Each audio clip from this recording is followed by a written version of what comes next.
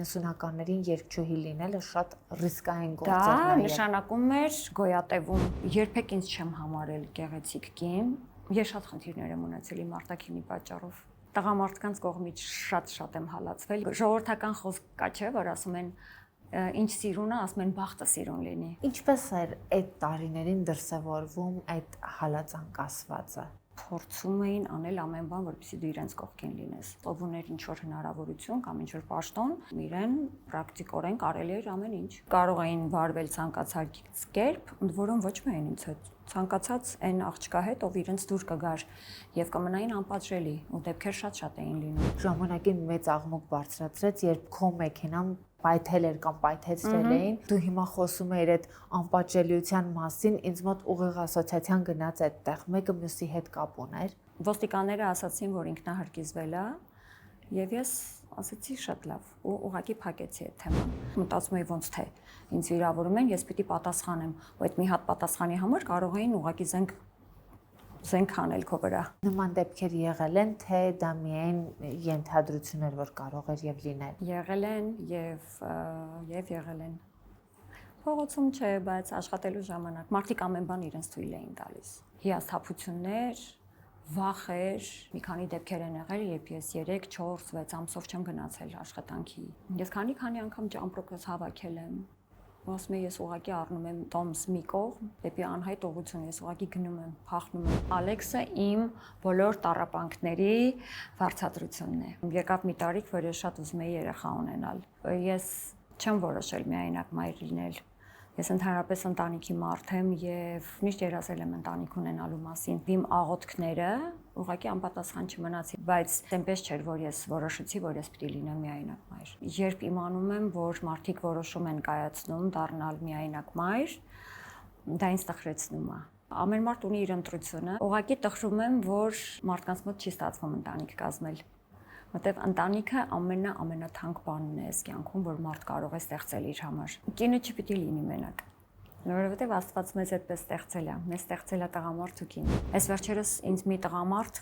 այսպես ընկերական մահարտության վրա ենք շփվում, ինձ ասաց, ինձ թվում է, որ դու սիրել չգիտես։ Երբ շատ մարդիկ փորձում էին հասնել քո սրտին տարբեր ճանապարհներով, նույն այդ 90-ականների բարդ ժամանակներում, կար ինչ-որ մեկը, որին դու ես սիրում։ 31, 2 այդ տարիքում եմ ես հասկացել, որ սերը սա է։ Ես մտածում էի, որ եթե լինի բաժանում, ապա ինձ համար կավարտվի ուղղակի կյանքը, ապրելու ընդհանրապես իմաստը։ Խելահեղ սեր էր։ Եվ Աստված օգնեց, որ ես շատ հեշտությամբ կարողանամ թողնել, որովհետև ես չէի կարողանում թողնել։ Հարաբերությունների ավարտին արդեն հաջորդեց Ալեքսի ծնունդը, որը քո կյանքը փոխեց։ Այո։ Ես արդեն ոչ ժամանակ, ոչ էլ ցանկություն ունեի ցավելու մասին մտածելու, ես ապրում էի իմ երջանկությունը, վայելում էի։ Ինչպես ստացվեց, որ ամեն դեպքում կյանքի այդ շրջանում դու որոշեցիր, որ ձեր ներկան ու ապագան տեսնում ես Միացյալ Նահանգներում։ Բոլոր հնարավոր դռները փակել էին իմ առջև։ Ինձ ուղղակի կտրեցին թևերս, իսկ դա իմ վաստակի միակ միջոցն էր նաև։ Իսկ եթե ես չեմ վաստակում, ապա ինչպես ցայնագրեմ նոր երգեր կամ թողարկեմ նոր տեսահոլովակներ։ Տարիներ տևեց, որպեսզի ես նախ ընդունեմ դա, որ վերջացավ, փակվել է ինձ համար ամեն բան։ Հաղորդման գործընկերներն են Implantum ստոմատոլոգիական եւ կոսմետոլոգիական կլինիկան, Softcare կոսմետոլոգիական սարքավորումներ ներմուծող ընկերությունը։ Look and Face-ում այսօր Արմինկան է։ Ողջույն Արմինկա։ Ողջույն Ամալիա։ Ես շատ ուրախ եմ քեզ տեսնել հենց այս հաղորդման շրջանակում, որովհետև տարիներ շարունակ դու եղել ես հայկական շոու բիզնեսի ամենաոճային երգչուհիներից մեկը։ Դե Look and Face-ում բնականաբար քեզ հետ խոսելու շատ թեմաներ կան, բայց հետաքրքիր է ի սկզբանե, երբ դու որպես երգչուհի մտնում ես շոու բիզնես, ունեիր նպատակ նաև դիրքավորվելու որպես ոճային երգչուհի։ Չէ, բացարձակ ոճային, եթե խոսում ենք ոճային լինելու մասին, ապա միայն երաժշտական ոճի հետ կապված գուցե, քանի որ ես ինքս մանկուց ծնվել էի ոճային երաժշտությամբ, վստահ էի, որ իմ երաժշտությունն էլ հետագայում կլինի հետաքրքիր ոճային առումով եւ քեզ ասեմ, որ այդ ոճային ասվածը սկսվել է երաժշտությունից, հետո ուղղակի քանի որ արտաքին կերպարները մի փոքր ավելի վառ էին ստացվում էր, որ ինձ ոճային համարում են զուտ արտաքին կերպարի հետ կապված, բայց ոճայինը սկսվել է դեռևս երաժշտության հետ կապված, այսինքն երգերը գործիքավորումները, մոտեցումը երաժշտությանը։ Արմինկա, իսկ այդ կերպարները ստեղծելու հնարավորությունները այն ժամանակ էին ավելի հետաքրքիր ստեղծվում, թե հիմա, որովհետև հիմա մեր հնարավորություններն են շատ, իսկ այն ժամանակ ինչ որ առումով հեռուստատեսային ճանապարհներ, հա, ուրիշ դառնում, այսինքն տարբերվող կերպարները միանգամից հստակ ձեռագիր էին ցույց տալիս հեռուստատեսությունում, որովհետև քիչ էին։ Հիմա եւ հնարավորություններն են շատ, Ամալիա, եւ աղբյուրները։ Այսինքն հիմա ունենք ինտերնետ, այն ժամանակ ունեինք միայն ամսագրեր։ Ես օգտվում եի ամսագրերից եւ անգամ մինչեւ երկարվեստ գալը ես միշտ նայում եի նորաձևության ամսագրեր։ Եթե որևէ մեկի տանը դրանք կլինեին կամ ինչ որ կերպ ձեռքիս տակով կանցնեին, իսկ հետագայում դե արդեն ես մի փոքր տարվել էի նաեւ նորաձևությամբ, որպես հոբի, եթե այսպես ասեմ։ Ու ես բաժանորդագրված էի մի քանի ամսագրերի ու ամիսը մի անգամ ստանում էի ու շատ լավ տեղեկացված էի ամեն բանից։ Բայց իհարկե այն ժամանակ ավելի հետաքրքիր էին ստեղծվում կերպարները, ինչ առումով, որովհետև ես ենթադրենք թերթում էի նորաձևության ամսագրերը, ոգեշնչվում էի կոնկրետ դիզայներներից, մեկից վերցնում էի ենթադրենք շապիկը, մյուսից վերցնում էի, չգիտեմ, կիսաշրջազգեստը, ու այդպես ստեղծում էի իմ կերպարները, ունեի լավ դերձակներ, ովքեր դրանք ինձ համար իրականություն են դարձնում, իհարկե մեծ դժվարությամբ, որտեղ երբեմն ասում էին, «Էս ինչ ես բերել, որտեղից ես կտորը գտնենք քեզ համար» կամ «Ինչպես կտորը, ասենք այդ ժամանակ պլիս է» կամ ինչ որ մի բան, չգիտեմ, այդ տարօրինակ բաներ էի ուզում։ Բայց հետաքրքիր էր, այսինքն մանավանդ որ դժվարությամբ էր տրվում այդ ամեն ինչը, մի փոքր ավելի այսպես կհավատաս, որ ես հիմա շատ ավելի դժվար եմ ընտրում ինձ համար բեմական կերպարներ կամ ասենք որևէ, չգիտեմ, նկարահանման համար։ Հիմա շատ ավելի դժվարությամբ եմ ընտրում, որովհետև հիմա նաև շատ դժվար է գտնել ունիկալ գաղափարներ։ Առաջին հերթին այդ ունիկալ գաղափարները քո ներսից են գալիս, բայց հաշվի առնելով արդեն տարիքը, հաշվի առնելով կոնկրետ առիթը, միջոցառումը եւ ինֆորմացիայի անքանակ աղբյուրը, որ դու արդեն չես կարողանում կողմնորոշվել։ Շատ բաներ կան, որ քեզ դուր են գալիս։ Դու ուզում ես դա կրել, բայց գուցե դա քո տարիքին համապատասխան չի կամ կոնկրետ տեղին համապատասխան չի։ Ես երբեմն խճճվում եմ։ Միջոցառումները, որոնք վարում եմ, դրանք ավելի հեշտ եմ կարողանում ընտրել, որովհետև դրանք հիմնականում երեկոյան զգեստներ են, բայց ինչ վերաբերում է ենթադրենք տեսահոլովակի, օրինակ հիմա պիտի նկարահանենք տեսահոլովակ ու ես ուզում եմ էլի լինել հին Արմինկան, բայց հիմա շատ ավելի դժվարությամբ եմ այդ Արմինկային ստանում։ Հիմա մի փոքր դժվարությամբ ես գտնում Արմինկայի ոճը, որին սովորեիր, որովհետև կենքի ինչ որ շրջանում ինչ որ մի բան բաց թողեցիր Արմինկայի մեջ։ Թեկուզ ընդմիջումների ժամանակաշրջանում։ Զուտ ընդմիջում եղավ ստեղծագործական կյանքում, հավանաբար դա էլ եղավ պատճառ, որովհետև երբ որ երկար ժամանակ բեմ չես բարձրանում, նկարահանումներ չես ունենում, ավտոմատ կերպով հետ ես սովորում, հետո մի փոքր ավելի դժվար է դառնում, որովհետև իմ պարագայում ես ավելի խստապահանջ եմ դառնում եւ շատ ավելի երկար եմ մտածում։ Ժամանակին շատ ավելի համարձակ էի ու շատ արագ էի ավելի կարողանում կողմնորոշվել, թե ինչ եմ ուզում անել։ Ենթադրենք ինչպիսի կերպար եմ ուզում ստանալ։ Հիմա մի փոքր այլ է։ Ինչն է ազդում համարձակության վրա։ Ինձ թվում է տարիքը։ Ինձ թվում է տարիքը եւ եթե խոսում ենք բեմի մասին, այլ ոչ թե կյանքի մասին, կյանքում էլ եմ իհարկե դարձել, գիտես, կյանքում ավելի միևնույն է ես շատ էլի վճռորոշ մարդ եմ, էլի կարողանում եմ լուրջ որոշումներ կայացնել, ճիշտ որոշումներ կայացնել, բայց հիմա շատ ավելի երկար եմ մտածում այդ որոշումների շուրջ, որովհետև արդեն մենակ չեմ, արդեն ունեմ զավակ։ Իսկ ժամանակին մի քիչ ավելի տաք գլխով կարող ես որոշումներ կայացնել, թեև փառք Աստծո, ես հիմա համարում եմ, որ իմ կյանքի կարևոր որոշումները, որ ես կայացրել եմ ճիշտ։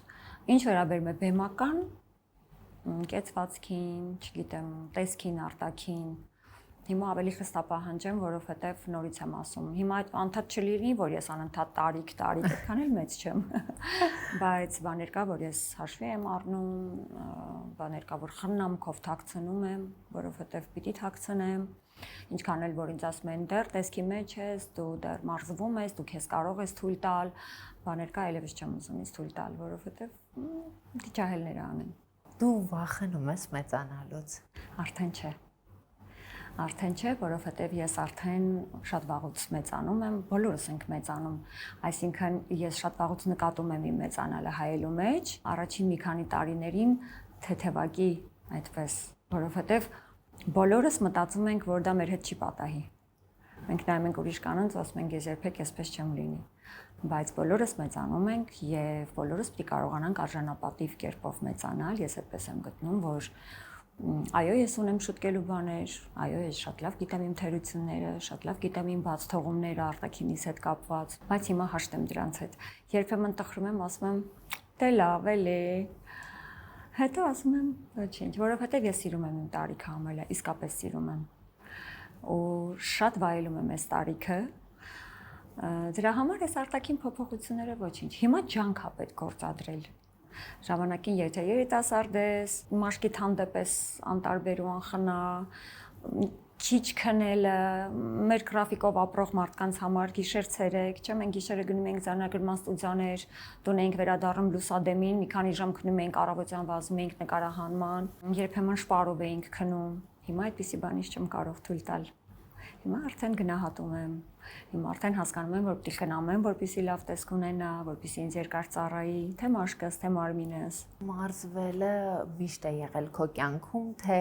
էլի տարիքի հետ նկատեցիր, որ շատ կարևոր է միշտ մարզավիճակում լինելը։ Մարզվել սկսել եմ շատ ավելի վաղ, ընդհանրապես սպորտային մարդ չեմ, բայց 20-երիս մեջ 20-երիս վերջում 30 չդարձած ստաբիլ հաճախում էի մարզասրահ, որովհետև նախ ունեի քաշի խնդիր եւ հետո ես միշտ ունեմ ողնաշարի հետ կապված որոշակի խնդիրներ եւ ինձ պետք էր զարգացնել մկանային իմ համակարգը եւ այդ պատճառով հաճախում էի եւ իհարկե բեմի մարդ ես անընդհատ պիտի մարմինդ լավ տեսքի մեջ լինի։ Հետո էլի որոշակի խնդիրները սրվելուց հետո առողջական վիճակից թողեցի մարզասրահ հաճախելը։ Հիմա քայլում եմ ամեն առավոտյան, մոտավորապես մի ժամ արագ քայլում եմ եւ հետո անում եմ կոնկրետ մարզանք իմ մարմնի համար, որը ինձ թույլատրելի է, անպայմաններում եմ անում, վերջապես սկսել եմ լողալ, վեստիբուլյար ապարատի խնդիր ունենալու պատճառով չէի լողում, հիմա սկսել եմ լողալ, այսպես եմ կարողանում պահպանել եւ շատ մեծ ուշադրություն եմ դարձնում սնունդիս, շատ մեծ։ Զուգահեռ սկսվեց խանութի բիզնեսը, սարքավորումների ներմուծումը։ Ունենք նաև այդպիսի հաճախորդներ, ովքեր հիմա մեծ բիզնեսներ ունեն, հենց մեկ սարքավորումից սկսած։ Եկել են ամուսնու հետ տաքսիով մեզ մոտ սարքավորում են տարել, հիմա համ ամուսինը մեծ բիզնես ունի, համ կինը։ Ապիլուսի համար գործում է նաև ֆինանսական սուբսիդավորում։ Ինչ է սա նշանակում։ Քանի որ Ապիլուսի մոդելներ ունենք, որոնք բժշկական են համարվում, կարողանում են սուբսիդավորմամբ լիզինգի միջոցով ձեռք բերել սարքավորումը շատ ցածր տոկոսադրույքով, 5-ից 6% տոկոսադրույքով, բայց միայն բժշկական հաստատություններին։ Ապիլուսը հնարավորություն տալիս է մարդկանց 0-ից մասնագիտություն սովորելու, թե պետք է որոշակի մասնագիտական բազա ունենալ ապիլուսով զբաղվելու համար։ Իհարկե, եթե բժշկական կրթություն կամ մազահեռացման ոլորտում փորձ ունի հաճախորդը, բնականաբար իր համար ավելի հեշտ կլինի ապիլուսով աշխատելը, բայց մենք 0-ից կարողանում ենք պատրաստել մասնագետին։ Ինչ երաշխիք ունի մարդը, որ ապիլուսի ոլորտում տեղի չի ունենա նույն դեմփինգը, ինչ տեղի ունեցավ Ալեքսանդրիտային սարքերի շուկայում։ Այս դեպքում մենք ունենք մի հետաքրքիր պայմանագիր հաճախորդների համար, ֆիքսված գնով պետք է աշխատեն, խելամիտ կին է, որը համ հաճախորդին է, սպասարկվողին է ձեռնտու, համ մասնագետին։ Որովհետև օրինակ հիմա ունենք 10,000 դրամ, մեկը կարող է վերցնի, դնել մյուսի կողքը, աշխատել 9,000-ով, հետո մյուսը 8-ով, մյուսը 7-ով, մյուսը 6-ով։ Իրականում դա ոչ ոքի ձեռնտու չի լինելու, բիզնեսները հերթով փակվելու են, վերջում մնա մեկը, ով կաշխատի 25-30,000 դրամով։ Այդ գնից ներքև, եթե մեզնից սարք գնողները աշխատում են, մենք պայմանագիրը խզում ենք երաշխիքային ժամկետի ավարտից հետո։ Ծրագրային ապահովումներ չեն ունենա, սեմինարներին չեն մասնակցի։ Կանադայի հետ էլ իրենք չեն կարող աշխատել, քանի որ Կանադան աշխատում է հենց անմիջապես դիստրիբյուտորների հետ։ Այսինքն այս մեծ ծավալի հետ մեկտեղ միևնույն է հաճախորդների խնդիր չեն ունենում մասնագետները։ Բացարձակ։ Դեռ այսպես կարող եմ ասել, Հայաստանի մարզերում 1-2 սարքավորում կա այս բանին։ Հիմնականում կենտրոնացած է Երևանում, ու այդքան կենտրոնացած լինելով հանդերձ, մարդիկ 2-րդ, 3-րդ, 4-րդ սարքավորումն են առնում ու զարգացնում իրենց բիզնեսը։ Ինչպես հասկացաք, սա հրաշալի հնարավորություն է նաև մարզերում բիզնես սկսելու համար, այնպես որ եթե դուք մտածում եք, թե ինչ բիզնես գործունեություն կարող եք ծավալել, ապա Ապիլուսը կարող եք անպայման նկատի ունենալ։ Դու նշեցիր, ես ունեի քաշի խնդիր, իրականում մենք միշտ տեսել ենք էկրաններից իդեալական մարմնով Արմին Գայի։ Հարության խնդիր ունեի իհարկե լինելու։ Ես գիտեմ, որ քեզ մոտ հակառակն էր, դու ուզում էիր քաշ հավաքել, շատերը փորձում են կորցնել, դու հակառակը փորձում էիր քաշ հավաքել, բայց կողքի աչքով երբ նայում ենք, մտածում ենք, որ շատ սիրուն կազմվածք ունի, որևէ ավել բան իր մարմնի վրա չունի, ինչու էիր ուզում անպայման քաշ հավաքել։ Որովհետև շատ նիհար էի, 44 կիլո։ Եթե հիշում ես Անդրեև տեսահոլովակը, այդ սիրուն չի, բայց ես ուղղակի նիհարել էի ու ոչ մի կերպ չէի կարողանում։ Ես երբեք այդքան նիհար չեմ եղել ու չեմ էլ ձգտել լինել։ Ես ուղղակի շատ ուժեղ վախից նիհարել էի ու տարիներով չէի կարողանում վերականգնել քաշս։ Այսինքն ես մոտավորապես հավանաբար մինչև իմ հղիությունը ես կշռում էի 45 կիլոգրամ։ Այդ տարիքում արդեն երևի մի փոքր ավել, իսկ այդ ժամանակների մասին, որ խոսում եմ, այդ վաղ 2000-ականները, ես կշռում էի 44 կիլոգրամ։ Այդ վախենալի էր։ Դրա համար հետո ես ունեցա էլի հերթական խնդիրը, ողնաշարի հետ կապված, երբ որ գնացի հայտնի մի բժշկի մոտ, ասեց. «Լսի, քեզ ոչ մի վիրահատություն պետք չի, մտնում ես մարզասրահ, ասում ես շատ զգուշորեն քեզ քաշերով ուղղակի ամրացնեն թիկունքիդ մկանները, որպեսզի կարողանա մարմինդ պինդ լինի, մկաններդ պինդ լինեն, որպեսզի կարողանան ողնաշարը ամուր պահել»։ Այդ խնդիրը հաղթահարեցիր։ Այդ խնդիրը չի հաղթահարվում, այդ խնդիրը նախ ես ունեմ բնածին շատ լուրջ տրավմաներ, մի քիչ ավելի ներքևի հատվածում, շատ դժվար ծնունդ եմ ունեցել եւ դրանք իհարկե ինձ ուղեկցում են ողջ կյանքի ընթացքում եւ իհարկե դրան գումարվել են մի շարք ուրիշ խնդիրներ։ Արմիկա, մենք միշտ տեսել ենք շատ ինքնավստահ կնոջ, բայց հիմա երբ խոսում ենք, հասկանում եմ, որ երբեմն այդ ինքնավստահ կինը հաս չի եղել հայելու արտացոլանքի հետ։ Դու իրականում կռիվներ շատ ես ունեցել, թե դրանք պահեր են եղել, որոնք անցել են։ Հավատա, կռիվներ հայելու հետ չեմ ունեցել, երբեք ինձ չեմ համարել գեղեցիկ կին, որքան էլ որ զարմանալի կլինի, մանավանդ փոքր տարիքում, երբ ինձ ասում էին, «Վայ, ինչ սիրուն աղջիկ ունեք», բան ծնողներիս ինձ թվում էր կամ քցնում են, կամ ճաշակ չունեն այս մարդիկ, կամ ուղղակի աչք չունեն։ Չէ, իսկապես, որտեվ հիմա էլ ես որ նայում եմ իմ մանկական նկարներ, ասում եմ Աստված իմ ասենք։ Գուցե ինչ որ ներքին խարիզմա է եղել, որ մարդիկ այդպես են ընկալել։ Փառք Աստծո, ես չեմ ասում, որ ես չեմ հավանում իմ արտաքինը, բայց ես ինձ չեմ համարել երբեք։ Ու հիմա էլ, ասենք որ Ալեքս ասում է, «Մամ, ինչ սիրուն ես», ասում եմ։ Ասում որովհետև քո մաման եմ, չէ, մամ, դու իսկապես սիրուն ես։ Չէ, նորից եմ ասում, փառք Աստծո, ես չեմ ասում, որ ես ենթադրենք, չնայած ես չեմ համարում, որ տգեղ կանայք կան, բայց ես չեմ համարում, որ ես գեղեցկուհի եմ։ Իհարկե ունեմ շատ բաներ իմ արտաքինի վրա, որոնք չեմ հավանում եւ որոնք երբեք ի ցույց չեմ դնում, բայց ինչ անեմ, եթե ես բնությունը ինձ դրանով է օժտել։ Ես դա չեմ համարում մեծ արժանիք կնոջ համար։ Կնոջ համար շատ ավելի կարևոր բաներ կան այս կյանքում, որոնք իր բարձրացնում են արժեքը կամ արժանիքը։ Արտաքինը այո շատ լավ է, բայց ես ունեմ շատ ես քեզ ասեմ, ես ունեմ շատ բարդույթներ։ Եվ հիմա ուղղակի մի քիչ ավելի դե լավ, հիմա այդպես է, ինչ անես։ Ես մի տարիքում էի արդեն դեռահասության, այդ ժամանակ երբ որ շատ թերթում էի մանավանդ այդ նորաձևության ամսագրերը, այդ կատարյալ մարմիններով մոդելներին, որ տեսնում էի, ուղեղիս մեջ մի հիմար բան էր մտել, ինչ լավ է, որ չեմ ասել հորս։ Իհարկե դա չէր կատարվի, բայց ինչ լավ է, որ գոնե չեմ բարձրաձայնել։ Այն ժամանակ գիտեի, որ խնդիր ունեցող մարդկանց, ովքեր չգիտեմ, ոտք են կոտրել կամ ոսկորի ինչ որ կոնքի հետ կապված խնդիր, հիմա էլ կա, չէ, երբ որ այդ մետաղյա բաներով երկարացնում են։ Հասկանում ես, ուզում եի ասել տարեք ոտքերս երկարացրի։ Հիմար երեխա էլի։ Ուզում ասեմ, այդպիսի բաներ էլ մտքովս անցել։ Որ փուլում դու սկսեցիր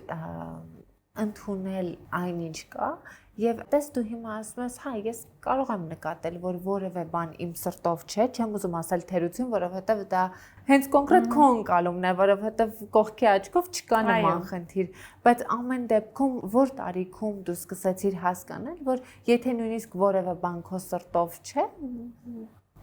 դրա հետ պետք է հաշտ լինել եւ այնինչ բնությունը քեզ տվել է, պիտի գնահատես դա։ Շատ վաղուց եմ դրա հետ հաշտ տվել։ Երբեք չեմ կռվել հայելու հետ, ասեմ, նայել եմ, ինձ դուր չի եկել, թաքցրել եմ խնամքով։ Բանավանդ ես բեմի մարդ եմ,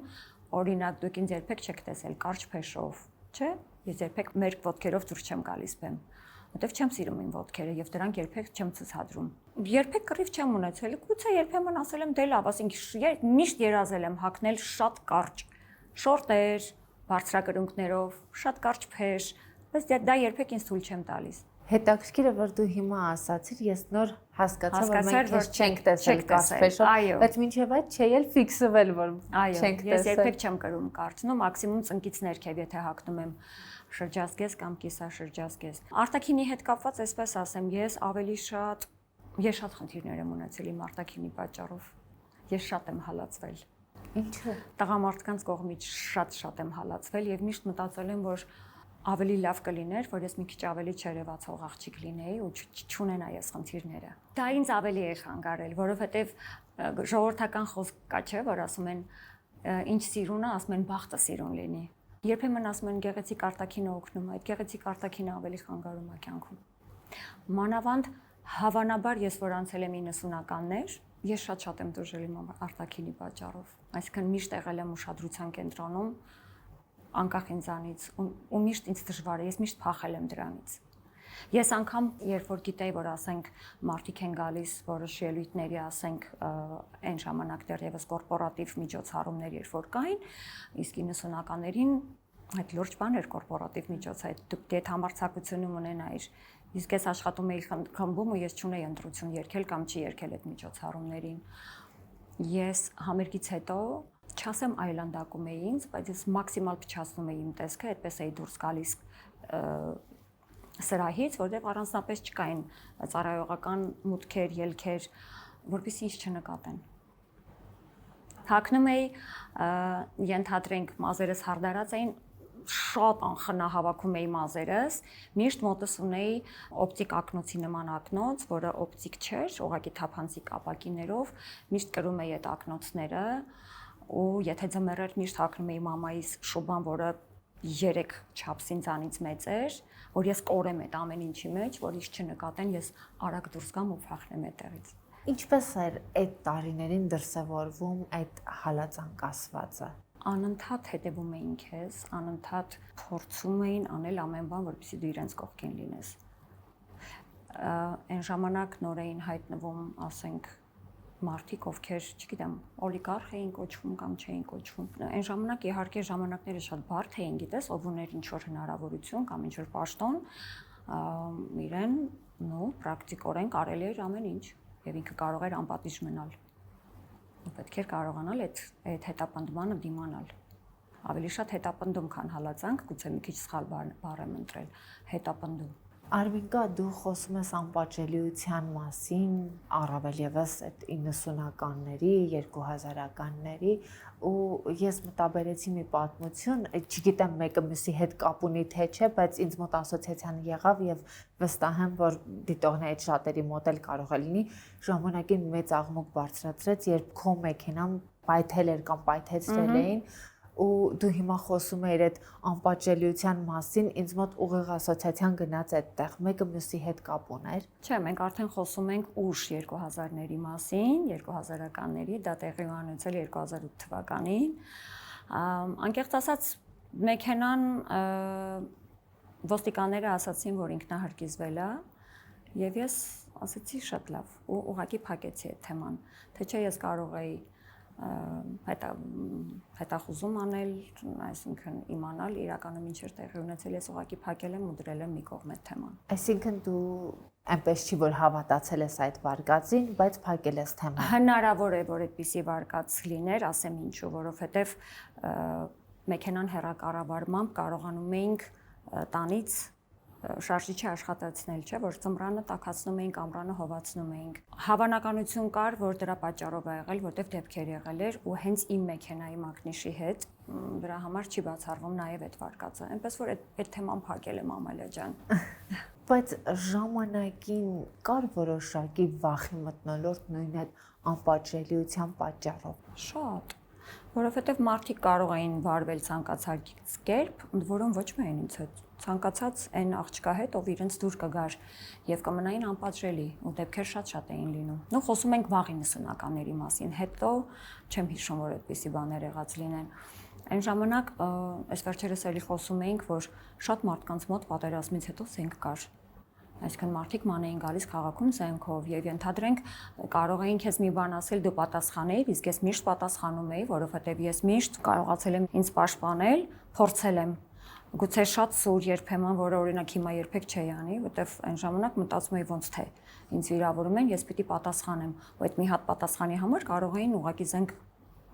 զենք անել քո վրա։ Նման դեպքեր եղել են, թե դա միայն ենթադրություն էր, որ կարող էր եւ լինել։ Եղել են եւ եղել են։ Փողոցում չէ, բայց աշխատելու ժամանակ մարդիկ ամեն բան իրենց թույլ էին տալիս։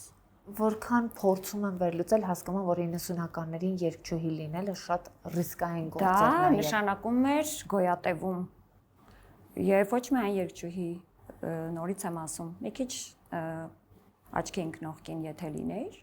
դա լուրջ խնդիր էր 90-ականներին բոլորի համար, եւ Երևանում, եւ Երևանից դուրս։ Նամանավանդ երգչուհիների պարագայում։ Ինձ թվում է, որ այս վերջին տարիներին է, որ մի քիչ հանդարտվել է այդ բան վերաբերմունքը երգչուհիներին։ Հասկանում են, որ երգչուհիները շատ լավ կին են, շատ լավ մայր են, շատ լավ տան տիրուհի են։ Այսինքն նորմալ կանայք են, ինչպես բոլոր նորմալ կանայք։ Հիմա իսկապես ինչ դու պատմում ես մի փոքր հեռու է թվում, որովհետև ամեն դեպքում որոշակի մոտեցում փոխվել է եւ առհասարակ շոու բիզնեսի բավականին հեռու շոու բիզնեսի հանդեպ վերաբերմունքը փոխվել է, բայց երիտասարդ աղջկա համար մի կողմից գնալ երազանքի հետևից, մյուս կողմից մտնել այդ ռիսկերի մեջ, ինչ էր նշանակում, ու արդյոք լինում էին հիասթափության, ամեն ինչ թողնելու մտքերի փուլեր։ Երբ դու գնում ես այդտեղ, դու չգիտես այդ ժամանակներում դրսում ինչ է կատարվում։ Դու տանը դպրոցը նոր ավարտած աղջնակ ես, խոսում ենք 90 թիվ, դու ավարտում ես դպրոցը ու որոշում ես գնալ երգի գծով, ընդունվում ես մի հաստատություն, հաճախում ես դասի 2 տարի հետո արդեն ընդունվում ես աշխատանքի։ Այստեղ կրքերը բորբոքվում են, այստեղ արդեն 90-ականները իրենց ամբողջ այդ բուրըն ընթացքով, հա, դու չգիտես դրսի կյանքում, արտաքին կյանքում ինչ է։ Ընդհանրապես բոլորս դպրոցը ավարտում ենք, մենք մեր, հիմա ժամանակները փոխվել են, այն ժամանակ տանից այդ պաշտպանվածությունից այդ ամեն ինչից դուրս ես գալիս, արտաքին աշխարհ գնում ես մեծ կյանք, դու չգիտես քեզ այնտեղ ինչ է սպասվում։ Հիասթափություններ, վախեր, ժամանակ առ ժամանակ ամեն ինչ թողնելու եւ թողել եմ։ Ես եղել է որ ամիսներով հայր խմբում աշխատել եմ 5 տարի, ինչու եմ հիշում հայր խմբը, որտեղ 90-ականները շատ վաղ 90-ականներից 92-ից 97 հայերում եմ աշխատել։ Մի քանի դեպքեր են եղել, երբ ես 3, 4, 6 ամսով չեմ գնացել աշխատանքի, թողել եմ իհարկե տանջվելով, տառապելով, որովհետև իմ աշխատանքը, իմ խումբը, իմ ընտանիքն էր, դա իմ երջանկությունն էր, դա իմ կյանքի ամենաերջանիկ մասն էր, որտեղ ես ամբողջովին ինձ երջանիկ էի զգում, բայց թողել եմ, որովհետև այլևս չէի կարողանում դիմանալ։ Ես ընդհանրապես պինդ մարդ եմ եւ միշտ կարողացել եմ, գիտես, բոլորովին վերջերս երբ որ ասենք երբեմն կիսում եմ ընկերուհիներիս հետ, պատմում եմ այս 90-ականների դաժան պատմությունները, միշտ աշխատում եմ, որպեսզի մաման սենյակում չլինի, եթե ենթադրենք մի քանի անգամ եղել է, երբ հայացքը բռնել եմ, ինձ ասում է, այս ինչեր ես դու պատմում, այսինքն քո կյանքում sense բաներ են եղել, բա դու ո՞նց ես հաղթահարել, ասում եմ, որտեվ դուք գիտեիք, որ ես sense խելոք, կերճ, պուպուշ, ես խելոք էի, բայց չեմ սիրում, երբ ինձ անտեղի նեղացնում են։ Բայց դու ժամանակին մի քիչ այդ խեղճությունը ունեիր, որը կյանքը քեզ կոփեց, որպեսզի հաղթահարես։ Նայիր, ես իրականում չեմ ասի թե եղել եմ քրտ, ես հանգիստ երեխա եմ եղել։ Հանգիստ ու շատ փակ, ես իմ աշխարհի մեջ փակված եմ եղել։ Ուղղակի երբ որ հետո կյանքը դարձավ այնպես, որ ես հասկացա, որ այս կյանքը պայքար է եւ գոյատևելու մասին է ընդհանրապես այս ամենը։ Ես քանի անգամ ճամպրոկս հավաքել եմ։ Ասում եմ, ես ուղղակի առնում եմ տոմս մի կողմ, դեպի անհայտ ուղղություն, ես ուղղակի գնում եմ, փախնում եմ։ մարդկանցից։ Շատ է եղել տենց։ Որպեսզի լինես մի տեղում, որտեղ ինձ ոչ մեկ չի ճանաչում ու ես ուղղակի ոչ մեկի հետաքրքիր չեմ։ Արմինկա, ես իրականում շատ ուրախ եմ, որ հիմա մեր զրույցը գնում է այնպես, ինչպես դու իրականում կաս։ Բաներից սկսեցինք խոսել, որովհետև ես շատ եմ ուզում, որպեսզի մարդիկ քեզ ճանաչեն այնպեսին, ինչպեսին կաս, որովհետև շոու բիզնեսի հին սերունդը շատ ավելի կոփված է եւ դրանից ելնելով երբեմն իրենց էմոցիաները եւ ապրումները փորձում են հեռու պահել հանդիսատեսից, արդյունքում հանդիսատեսը հնարավորություն չի ունենում ճանաչելու մարդուն որպես մարդ, իսկ ես քեզ որպես մարդ ճանաչելու հնարավորություն ունեմ ոչ որպես երգչուհի ճանաչելով մեր հետևորդների համար, եթե թույլ տաս բացեմ այս ինֆորմացիան, իմ մաման երկար տարիներ աշխատել է ձեր տանը, ես քեզ ճանաչում եմ որպես մարդ հենց այդ տեսանկյունից, որովհետև երևի թե մարդուն շատ լավ կարող ես ճանաչել հենց այդ հարաբերությունների տեսանկյունից, ոչ թե երբ դու տանը շաբաթը մի քանի անգամ եւ ճանաչում ես այդ մարդու, բեմից տեսնում ես ինքնավստահ մարդու, ու դրա համար ես շատ եմ ուզում, որպեսզի մարդիկ տեսնեն այն Արմինկային, որին գիտեմ ես, ու մարդիկ ճանաչեն այդ մարդուն, բայց գիտես ինչն էր, դու այսպես խոսում ես ու ես փորձում եի պատկերացնել նաև այդ ամեն ինչի զուգահեռ իրականությունում բամբասանքները ամենատարբեր եւ ամենավատ խոսակցությունները այդ շրջանում երգչուհիների մասին պատտվում էին, ոչ միայն քո։ Հիմա մի քիչ տարանջատված է, հա, քննարկումների մակարդակը այդ աստիճան չէ, բոլորի մասին անխտիր վատ կեղտոտ խոսակցություններ չկան, բայց այն ժամանակ բոլորի մասին վատ խոսակցություններ կային։ Ինչպես էիր կարողանում դրան դիմակայել։ Նախ արի սկսեմ մամայից։ Չեմ ուզում այսպես հիմա եթե էմոցիաներից բաց թողնեմ, շատ ավելի ուրիշ տեղ կհասնեմ, բայց ուղղակի ուզում եմ ասել, որ ես այնքան շնորհակալ եմ, դու այնքան լավ մամա ունես, դու գիտես, որ դու լավ մամա ունես, դու շատ ուժեղ մամա ունես։ Շատ մաքուր կինան ունեն, ու ես իրան շատ շնորհակալ եմ այդ տարիների համար։ Ինքը մեզ հետ ինչ որ միջափով կյանք է կիսել, ես վստահ կարող եմ այդպես ասել։ Ջերմ բարևներս, պատճիկներս մինչև հանդիպենք։ Դա այդպես։ Նայր, դու ասում ես մեր սերունդը, այն ժամանակ նախ մի տեսակ ոչ թե ամոթ էր կամ ընդունված չէր, չէինք խոսում մեր դժվարությունների մասին։ Մենք միշտ ցույց ենք տալիս մեր փայլուն կողմը, չէ՞, այն ժամանակ նախ այս հարթակը մենք չունեինք։ Կար թերթ եւ կար հեռուստատեսություն։ Ու կար ռադիո, այսինքն մարդիկ մեր մասին իմանում էին թերթերից, ամսագրերից, հեռուստատեսային որևէ տեսակի հարցազրույցներից։ Մարդիկ չէին խոսում իրենց դժվարություններից, տխրություններից, խնդիրներից, թվացյալ այդ սնդուսափայլ, այդ բեմական, այդ փայլուն կյանքներ։ Ես մի մարդ եմ եւ մի կին եմ, ով երբեք իրեն սուրբ չի ձևացրել, որովհետեւ ես սուրբ չեմ։ Ես ապրել եմ մի քաղաքում բոլորի աչքի առջև եւ մարդիկ շատ բան իմացել են իմ կյանքի մասին, բայց լեգենդներ պատմել իմ մասին կամ իմանալ որևէ բան եւ դա վերանից վերան ճոխացնել ու դարձնել ինչ որ բաներ, դա միշտ եղել է, բայց ես գիտեմ ես ով եմ։ Մարդիկ ովքեր ինձ ճանաչում են գիտեն ես ով եմ եւ ամենակարևորը Աստված գիտի ես ով եմ։ Ես նորից եմ ասում, ես երբեք չեմ ասում, որ «Ոայ ես սուրբ եմ» ու ես կյանքում լինում են շատ բաներ, բայց ես գիտեմ, որ Աստված գիտի իմ սիրտը։ Ընդամենը այդքանը։ Մնացածը թե մարդիկ որքանով դա կճոխացնեն, որքանով չարախոսեն։ Ժամանակին, երբ որ երիտասարդ ես, շատ ավելի ծանր է ստանում այդ չարախոսությունները, անգամ փորձում ես հասկանալ որտեղից է գալիս այդ աղբյուրը։ Հիմա միայն շատ խորը չխոցեն ընտանիքիս խոսքով։ Մնացած ամեն բան ես նորից ասում եմ, ես չեմ ձևանում կատարյալ կամ չգիտեմ ինչ ես կամ ինչ որ կամ եւ փորձում եմ այդ կեղտի կողքով անցնել, ինչը որ կարող են իմ մասին խոսել, թող խոսեն, ես ապրում եմ, ես քայլում եմ առաջ, ես ապրում եմ իմ կյանքը, ես վայելում եմ իմ կյանքը, ես գիտեմ ես ով եմ։ Դու հիմա խոսում ես ու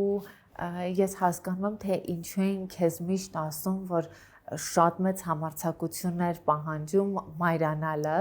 որովհետև իսկապես հիմա երբ խոսում ենք մենակ մայր դառնալու մասին, իրավիճակը նույնը չէ, ինչ այն ժամանակ, երբ դու որոշեցիր դառնալ միայնակ մայր, բայց այդ փուլում որոշումը քեզ երկար ծանր ու թեթև անելով տրվեց, թե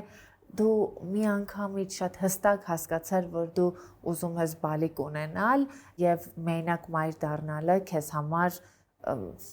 չգիտեմ, դա քեզ համար ռիսկ էր, թե ռիսկ չէր, որովհետեւ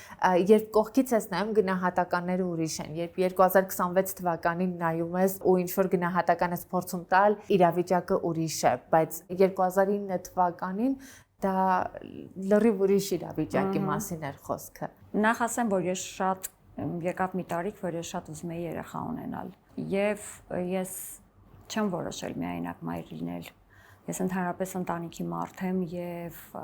ես միշտ երազել եմ ընտանիք ունենալու մասին։ Գուցե դրան պատրաստ չեմ եղել, որովհետեւ դա ինձ համար եղել է մեծ պատասխանատվություն եւ գուցե չեմ հանդիպել այն մեկին, ում հետ կուզենայի ողջ կյանքս ապրել։ Որտեւ ես շատ հարցերի, որքան էլ գուցե հիմա տարօրինակ հնչի մարդկանց համար, բայց ես շատ լուրջ եմ վերաբերում այդպիսի հարցերին։ Ինձ թվում է, որ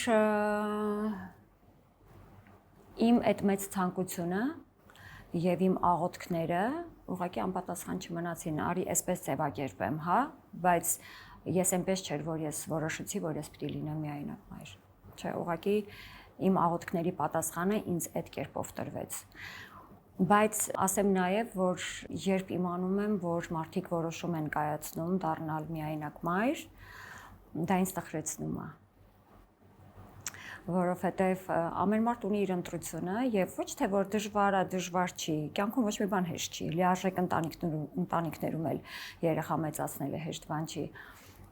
Ուղղակի տխրում եմ, որ մարդկանց մոտ չի ստացվում ընտանիք կազմել։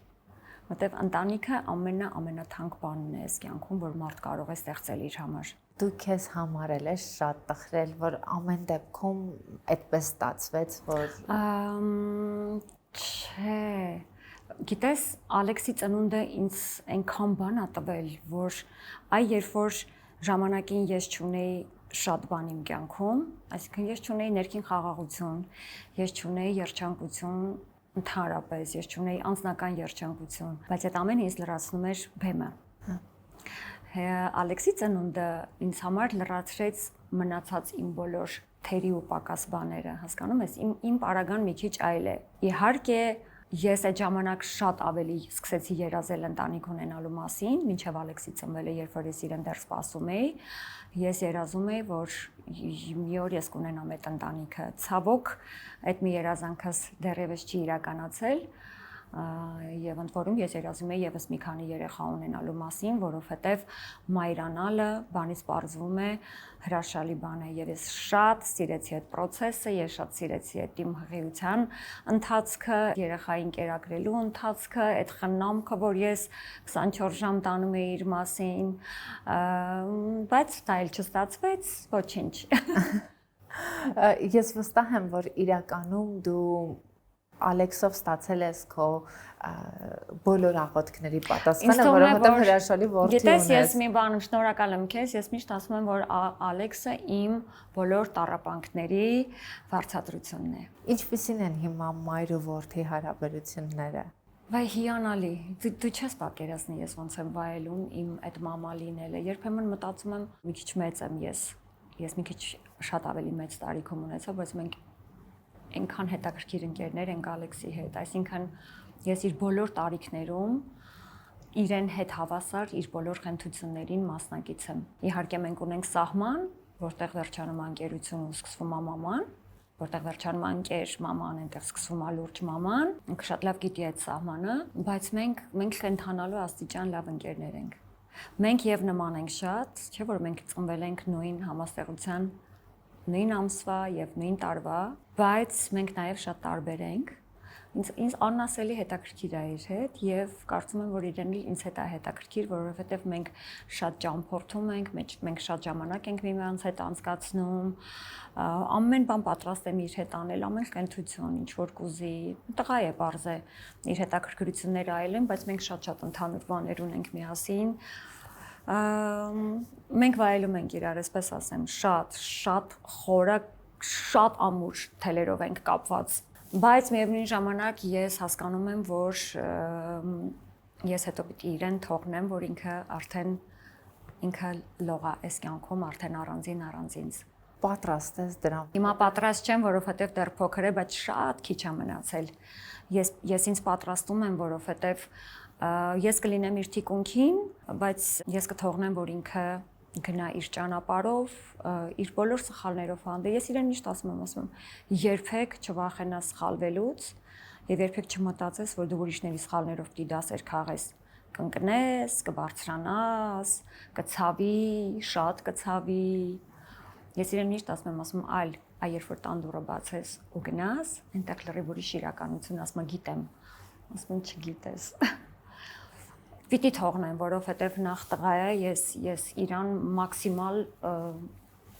ինձ թվում է ստացվել է, չգիտեմ։ Ես իրեն որպես տղա եմ դաստիարակել, mən չեմ դաստիարակել, այդպես մեծացրել եմ իրեն, ինքն է ինձ դաստիարակում իրականում։ Ես իրեն տղամարդ եմ պատրաստում, կնամեծար, կնոջ հարկն ու արժեքը իմացող, ընտանիք մեծարող, ընտանիքի արժեքը իմացող, որովհետև կապ չունի, որ մեր ընտանիքում չկա տղամարդ եւ իր կյանքում չկա պապա։ Տղամարդու եւ պապայի դերը մեր ընտանիքում շատ բարձր հարթության վրա է եւ մենք միշտ դրա մասին խոսում ենք եւ ասում ենք, որ դու ես մեր տան տղամարդը ու մենք իրեն էլ որպես տղամարդ հաշվի ենք նստում իր հետ եւ միշտ իրեն ասում ենք, որ շատ բաների պատասխանատուն դու ես հետո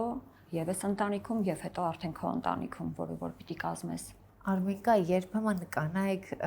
մեծացնում են այն տղաներին, որպեսզի կուզեին որպես տղամարդ տեսած լինել իրենց կողքին։ Ինչ հատկանիշներ կա, որոնք դու օրինակ սերնդի մակարդակով բաց ես համարել եւ քո տղայի մեջ փորձել ես անպայմաններ դնել։ Ինձ թվում է, որ ամենամեծ բացը այն է եղել, սկսեմ իմ ծնողներից, իրենք ընկերներ չեն եղել։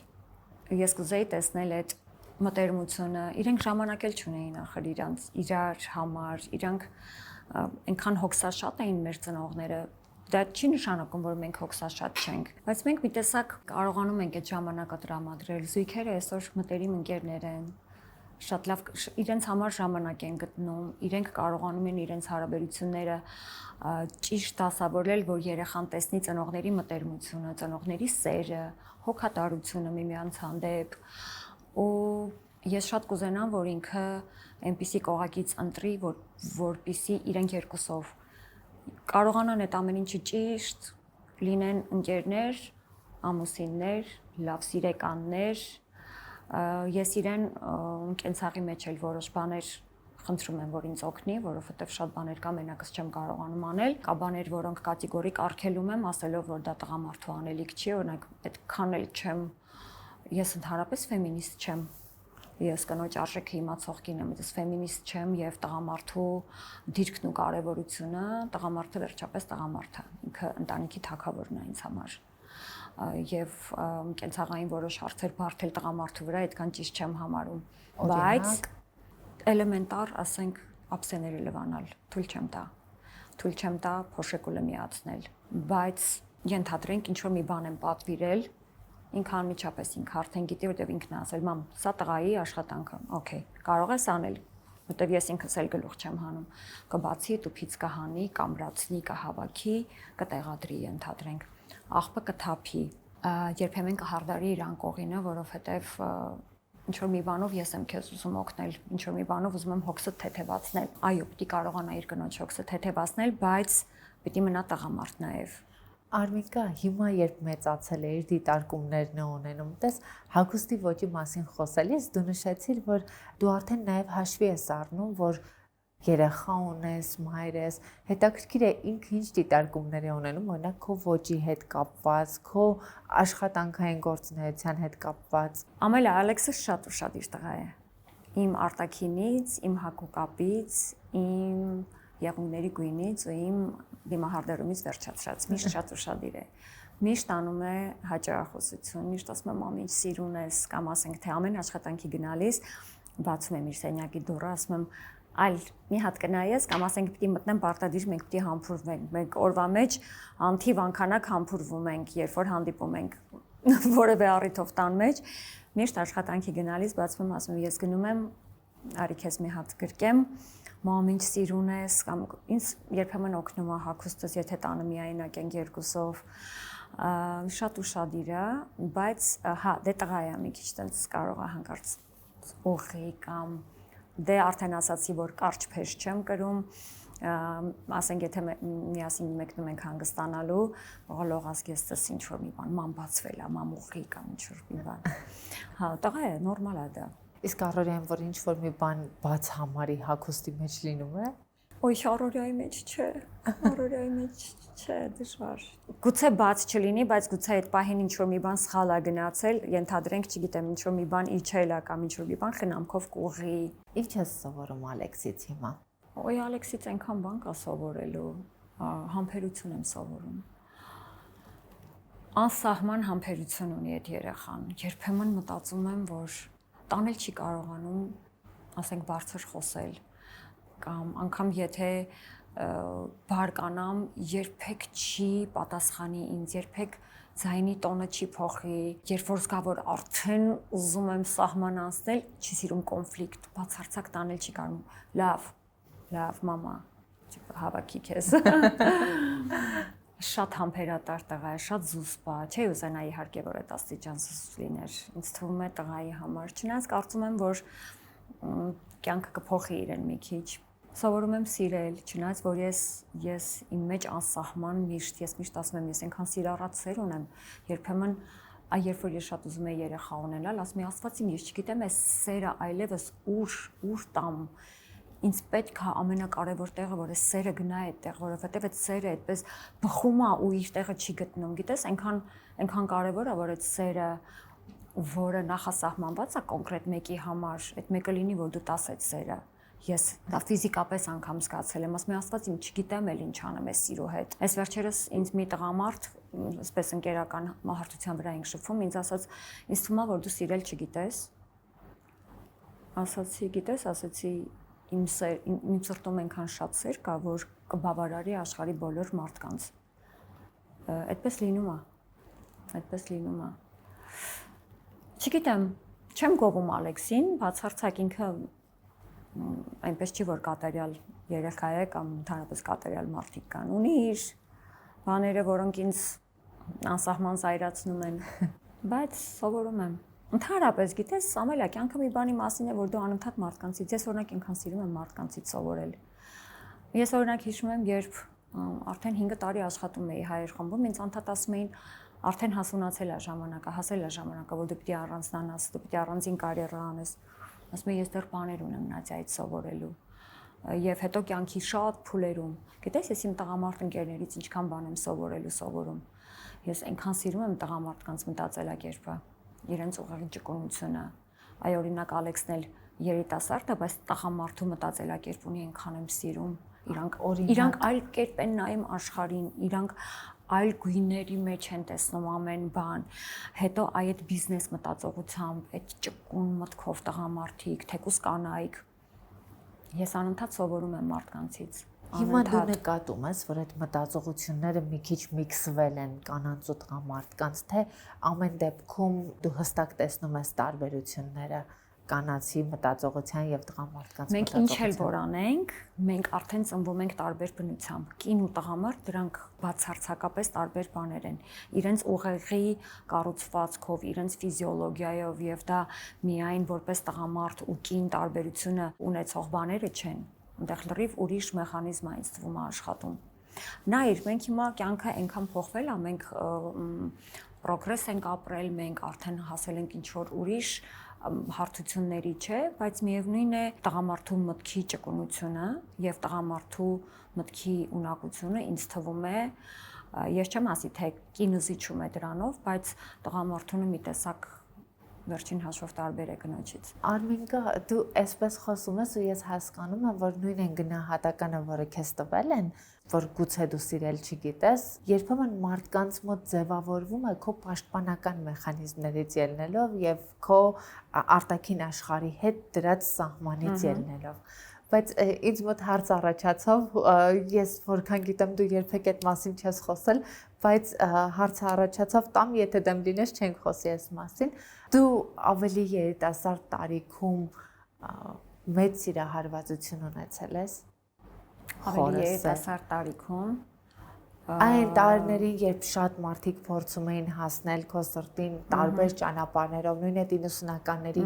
բարդ ժամանակներում, կար ինչ-որ մեկը, որին դու ես սիրում։ որին ես սիրել եմ, բայց չեմ ունեցել որևէ կապ կամ Դե չգիտեմ։ նայիր, ես ունեցել եմ հարաբերություններ ու ես համարել եմ, որ ես սիրում եմ, բայց ես հետագայում արդեն շատ հասուն տարիքում հասկացա, որ ես լուրջ սիրահարվածություններ տենց կարող են լինել։ Ես շատ արագ սիրահարվող մարդ չեմ իհարկե, բայց ինձ մոտ լուրջ որպես այդպեսին, որ ես ասել եմ այս սայասերը, դա եղել է 31-2 այդ տարիքում։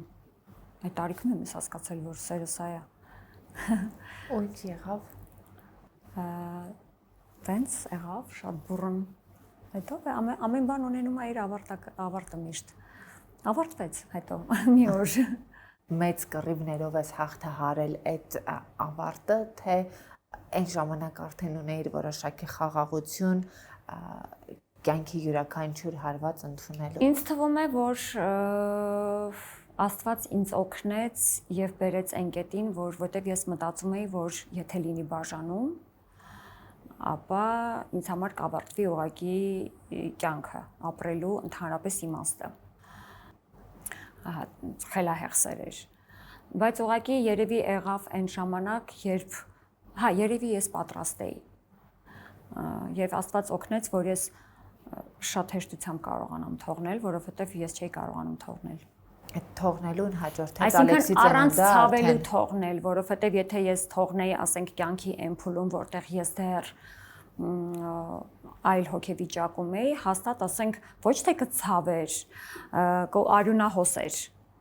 այդ բաժանումը, բայց եղավ այն պահին, երբ առանց ցավելու ուղղակի այդպես ստացվեց։ Եթե ես չեմ սխալվում, դու 36 տարեկանում ունեցար Ալեքսին։ Այդ հարաբերությունների ավարտին արդեն հաջորդեց Ալեքսի ծնունդը, որը քո կյանքը փոխեց։ Այո։ Ես արդեն ոչ ժամանակ, ոչ էլ ցանկություն ունեի ցավելու մասին մտածելու։ Ես ապրում էի իմ երջանկությունը, վայելում էի։ Արմիկա, եթե գանք քո կյանքի ներկա փուլին, հիմա սիրահարված ես։ Տղամարդու։ Այո։ Չէ։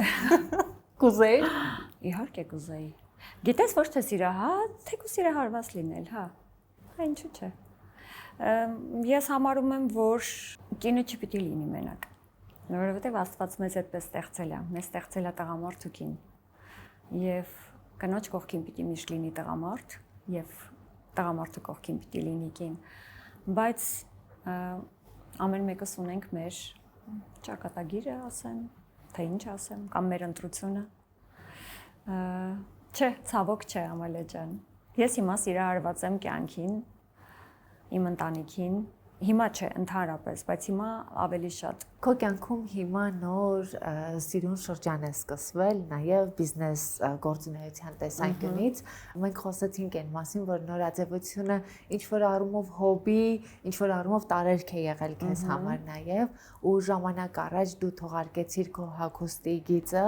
որը հետո փակվեց եւ հիմա վերաթողարկում ես, նոր հավաքածուներ ես ներկայացնում։ Ինչքանով է նաև սա նոր սեր քո կյանքում։ Այս սերը նոր չէ իմ կյանքում, բոլորդ գիտեք, որ հագուստի նորաձևության հանդեպ իմ բիզնես տեսանկյունից նոր սեր։ Հա, բիզնես տեսանկյունից։ Այն ժամանակ Հայաստանում, երբ որ սկսեցի, տենց շատ խորը չէի մտածում, սկսեցի ու իրեն դեռ չկայացրած, այսինքն դեռ ոչինչ չստացված, տեղափոխվեցի Միացյալ Նահանգներ։ Կարծես կողքի դրեցի այդ թեման, որովհետև այդ պահին չէի կարող ինձ թույլ տալ եւ հետո պիտի արդեն մի քիչ ավելի լուրջ մտածեի։ Հետո երբ որ մի քանի տարի անցավ, անընդհատ մտածում էի, որ ինձ ինչ որ մի բան պետք է ոչ միայն որպես զբաղմունք, այլ նաև որպես բիզնես եւ ընտանիքի եկամտի աղբյուր։ Եվ ուզում էի շատ մեծ ներդրումներով մտնել, շատ լուրջ էի ուզում մտնել շուկա, շատ լուրջ պատրաստված, այսինքն։ Բայց տարիները անցնում էին ու հասկանում էի, որ չէ, չեմ կարողանում այդ եւ չեմ էլ ուզում մտնել այդ ծանրության տակ, ովքեր ապրում են Ամերիկայում եւ ոչ միայն Ամերիկայում, հիմա ողջ աշխարհը այդպես է, չէ ուզում մտնել այդ ֆինանսական մեծ ծանրությունների տակ։ Մի քիչ երևի մեծացել եմ, ռիսկերս պակասել են։ Դրա համար որոշեցի, որ ոչինչ, կսկսեմ փոքրից։ Մարդիկ ամենաչնչինից են սկսում նամանավանդ Ամերիկայի նման երկրում, որը ամեն հնարավորություն քեզ տալիս է, եթե դու ճիշտ ես քո քայլերը կարողանում կազմակերպել։ Ու սկսեցի քչից, ես մոտավորապես մի տարվա կտրվածքով իմ աշխատանքից մի փոքր գումար հատկացնում էի դրան ու այդ մի տարվա կտրվածքով այդ գումարը կարողացա մի փոքր այսպես կենտրոնացնել այս բիզնեսը ստեղծելու վրա ու ստեղծեցի առաջին հավաքածուն ճանապարհին շատ սխալներ գործելով, շատ բայց փառք Աստծո ես ուրախ եմ մի բանի համար շատ, որ նախ մենք ունեցանք շատ արագ վաճառք Միացյալ Նահանգներում եւ ամենակարևորը մեծ հետաքրքրություն առաջացավ հայ կանանց մոտ, ինչի համար ես շատ ուրախ եմ ու շնորհակալ եմ, սրա մասին միշտ ասում եմ, որովհետեւ գրեթե ամեն օր իմ հագուստը ցուցադրված է Vonvemian շոուրումում, քանի որ ես ունեմ խանութ եւ վաճառում ենք նաեւ on-line հարթակում։ Գրեթե ամեն օր մի քանի կին մտնում է պարտադիր հարցնում է Արմինկա հագուստը։ Սա այսինքն ինձ համար մեծ ցուցանիշ է։ Եվ ես հիմա պատրաստվում եմ երկրորդ հավաքածուի արդեն պատրաստվելուն, արդեն հիմնական աշխատանքը այնտեղ կազմակերպել եմ, եկել եմ եւ կվերադառնամ ու արդեն կմտնենք ֆաբրիկա արդեն։ Ամբողջ արտադրությունը Միացյալ Նահանգներում է։ Արդեն ամբողջ արտադրությունը կանենք Միացյալ Նահանգներում եւ ֆաբրիկայում։ Նախորդ հավաքածուն մի մասը կարվեց այնտեղ Միացյալ Նահանգներում, բայց որպես անհատական եւ մյուս մասը կարվեց այստեղ Հայաստանում։ Հիմա, քանի որ ես չունեմ բիզնես մտածելակերպ, բայց ես ուզում եմ ամեն բան անել, որպեսզի իմ հագուստը լինի ամենակարևորը որակյալ, ոչ միայն սիրուն, այլ նաեւ որակյալ։ Ինքնարժեքը բավականին թանկ էր նստում այդպես։ Դրա համար իսկ ես մի քիչ չէի վստահում ֆաբրիկաներին, մտածելով, որ գուցե որակ կորցնեմ կարի մեջ,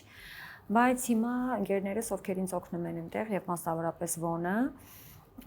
ինձ հավատացրեց, որ մենք ֆաբրիկաներում էլ կունենանք շատ լավ որակ։ Այնպես որ հիմա պատրաստվում եմ երկրորդ ավելի մեծ ու ավելի լուրջ հավաքածու, արդեն թողարկել այնտեղ, այսինքն կարել այնտեղ։ Եվ իհարկե այստեղ էլ կլինի, ինձ թվում է։ Դու ծայրահեղ, բծախնդիր մարդ ես եւ դա մի կողմից շատ լավ է աշխատանքի մեջ, մյուս կողմից շատ հաճախ խանգարող է։ Քո բծախնդրությունը քեզ ավելի շատ այստեղ խանգարում է, թե օգնում է։ Խանգարում է, որովհետեւ ինձ երբեմն ասում են, այդքան շատ խորը մի գնա։ Նորմալ է։ Հա, մի քիչ երևի շատ եմ Ընդհանրապես ես ինքս իմ հանդեպ շատ խստապահանջ եմ, շատ։ Իմ արած ոչ մի բանից դուրս չի գալիս։ Ես անընդհատ ինչ-որ սխալ, ինչ-որ խնդրեմ եմ ման գալիս իմ արած գործի մեջ։ Ամեն ինչի մեջ, անգամ մամա լինելու մեջ, անգամ տանը, անգամ աշխատանքի մեջ, ամենուրեք։ Քո հագուստի գիծը ինչ էմոցիաների արդյունք է։ Էմոցիաների չէ, ուղղակի կնոջը սիրուն ու կանացի տեսնելու։ Նայիր, ես անում եմ հագուստ 35-40 պլյուս այդ տարիքից մինչև 60-65, քանի որ գիտենք, որ հիմա այս 60-65-ը շատ երիտասարդացել է, չէ՞։ Իմ մամայի տարիքի 60-ները չեն, ասենք, թե անգամ իմ մաման էր չնայած 60-ում։ Լավ, իմ տատիկի սերնդի, ասենք, թե կանայք հիմա շատ երիտասարդ են մնում։ Մարմինները լավ պահպանվում է, եւ երիտասարդ, եւ ավելի չափսերով, ավելի դեռ մնում են small medium, ասենք չափսերի մեջ, դրա համար եւ հետո գիտես, կանայք երբ որ կողքից քեզ շատ ասում են, արա այնպիսի հագուստ, որը կկրենք ու ինչ որ բան կթաքցնենք այդ հագուստի մեջ, կընդգծենք այն ինչ որ ընդգծելու է, կթաքցնենք այն ինչ որ արդեն պիտի թաքցնենք, դրա համար ավելի ուղղվածությունս դեպի այդ կողմն է 40-ից 65 մինչև այդ տարիքային, այսինքն ընդգծելու կանացիությունը կնոջը կանացի ներկայացնելու, որովհետև այս վերջին տարիներին ես նորաձևություն թելադրող մարդ չեմ, քանի որ ես դիզայներ չեմ եւ ես լայն մասաների համար չեմ աշխատում, բայց նորաձևությունը այնքան աղավաղվել է վերջին տարիներին, չէ՞, կնոջը դարձրել են ինչ-որ sense նիհար տախտակ, գունատ, ինչ-որ sense լայն անհասկանալի հագուստի մեջ, չէ՞, հիմնականում սա այդ կանացիությունը կարծում եմ նվազել է։ Իմիջիայլոց քեզ նայելիս միշտ նկատելի է, որ դու հագուստի մեջ կանացիությունը միշտ փորձում ես պահել։ Ես օրինակ չեմ հիշում, չգիտեմ, ես քեզ չեմ տեսել, թե չեմ հիշում քեզ այդ օրինակ oversize հագուստներով, որտեղ մարմինը որևէ կերպ չի ընդգծվում, չի երևում։ Դու ամեն դեպքում այդ կանացի ոճը պահելու կողմնակիցն ես։ Այ հենց դրա մասին եմ խոսում, նայիր, ես օրինակ չեմ արտադրում նստածված շատ այսպես կիպ հագուստ, չէ, ասենք այդ, որովհետև դա ավելի հագնում են, ինձ թվում է մինչև 30-40 տարեկան կանայք, ովքեր ունեն լավ տեսքի մեջ գտնվող մարմին, լավ չափսերի մեջ են, մարմինը լավ պահպանված է, իհարկե եւ այլն, որը կարելի է ընդգծել։ Նայր, ես անում եմ, ասենք թե զգեստ որը ռուսերենով կոչվում է տրապեցիա, անգլերենով ասում ենք A-line, այսինքն վերևը նեղ, մինչև ասենք փեշը լայնացող։ Նայր, ինքը կարծես թե ոչ մի բանի մասին է այդ զգեստը, բայց ես ինքս շատ կրում եմ դա ու շատ կանայք դրա ու ամենաշատ վաճառվում են այդ զգեստները։ Իրենք ընդգծում են կուրծքը, թաքցնում են այս հատվածը, որը ամենամեծ խնդիրն է մանավանդ հայ կանանց մոտ, չէ, այս կրծքից ներքև մինչև կոնքերը։ Այսինքն գնում է լայն, ուտակից ավելի լայնանում է ու տալիս է շատ գեղեցիկ, այսպես սիլուետ ուրվագից։ Ու կնոջը դարձնում է կանացի, չի ընդգծում, խնամքով թաքցնում է ու դառնում է շատ սիրուն ու շատ կանացի։ Էլի ինքը oversize չի, նայ, ես օրինակ Չէ, oversize ես գիտես, այն ավելի հասկացա, պիջակներ, լայն հագուստները, որոնք երբեմն տղամարդկանց գեստապահարանը, կարծես հիմա մտել է կանանց գեստապահարան։ Ես օրինակ սիրում եմ նայել այն կանանց, ովքեր կրում են, ասենք իրենց ամուսինների վերնաշապիկները, բայց դա կրում են մեծ ճաշակով, բայց ասենք այդ մեծ պիջակները մեծ ուսերով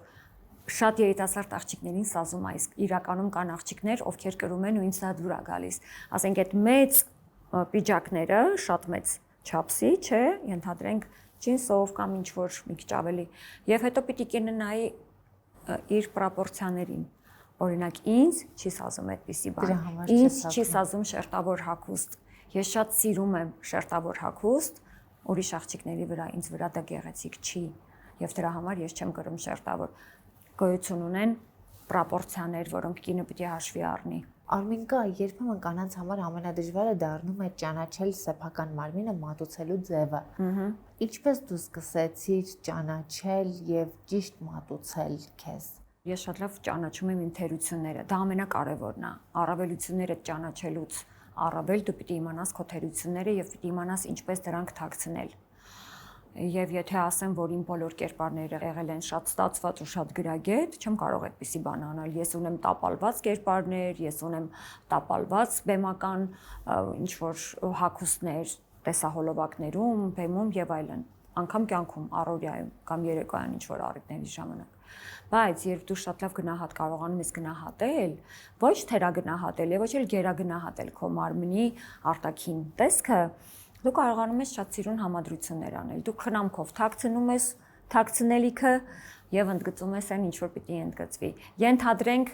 ասենք, եթե ես ժամանակին կարող էի հագնել շատ մեծ ճեղքվածքով, ասենք, մեջքի հատվածում, զգեստ երեկոյան ես դա հիմա ես ցույց չեմ կարող տալ։ Պիտի շատ լավ իմանաս, որովհետեւ տարիք կա, մարմնի ձև կա, փոփոխություններ կան։ Ստոմատոլոգիայում նորարարական մեթոդները շատ են, իսկ իմպլանտումը դրանց առաջին ինտեգրողներից մեկն է Հայաստանում։ Կլինիկայի հիմնադիր Հայաստանի գլխավոր ստոմատոլոգ Դավիթ Մաթևոսյանը մեզ կպատմի, թե ինչպես են մեկ օրում նոր ատամնաշար ձևավորում։ Սա գիտեմ, որ մի քիչ անսովոր է հնչում, բայց բժիշկը կմանրամասնի։ Ողջույն։ Ողջույն Ամալիա։ Ինչ է իրենից ենթադրում ատամնաշար մեկ օրում արտահայտությունը, որը վերջին շրջանում պատել է բոլորիս։ Ատամնաշարը մեկ օրում դա լիովին իրականություն է, քանի որ ներկայումս տեխնոլոգիաները հնարավորություն են մեզ տալիս, օրինակ լրիվ անատամ ծնոտի դեպքում տեղադրել 4 կամ 6 իմպլանտ, հենց նույն օրը հատուկ սկաների միջոցով սկանավորում իրականացնել եւ 3D տպիչի օգնությամբ ստեղծել ժամանակավոր ատամնաշար, որը որ ընդամենը մի քանի ժամից պատրաստ է լինում եւ տեղադրում ենք կլինիկայից պացիենտը գնում է լիարժեք ժպիտով։ 3D տպիչի միջոցով ստեղծվում են ատամներ, որոնք լիարժեք ծառայում են մարդուն։ Այո, մեթոդը մեծ հնարավորություն է տալիս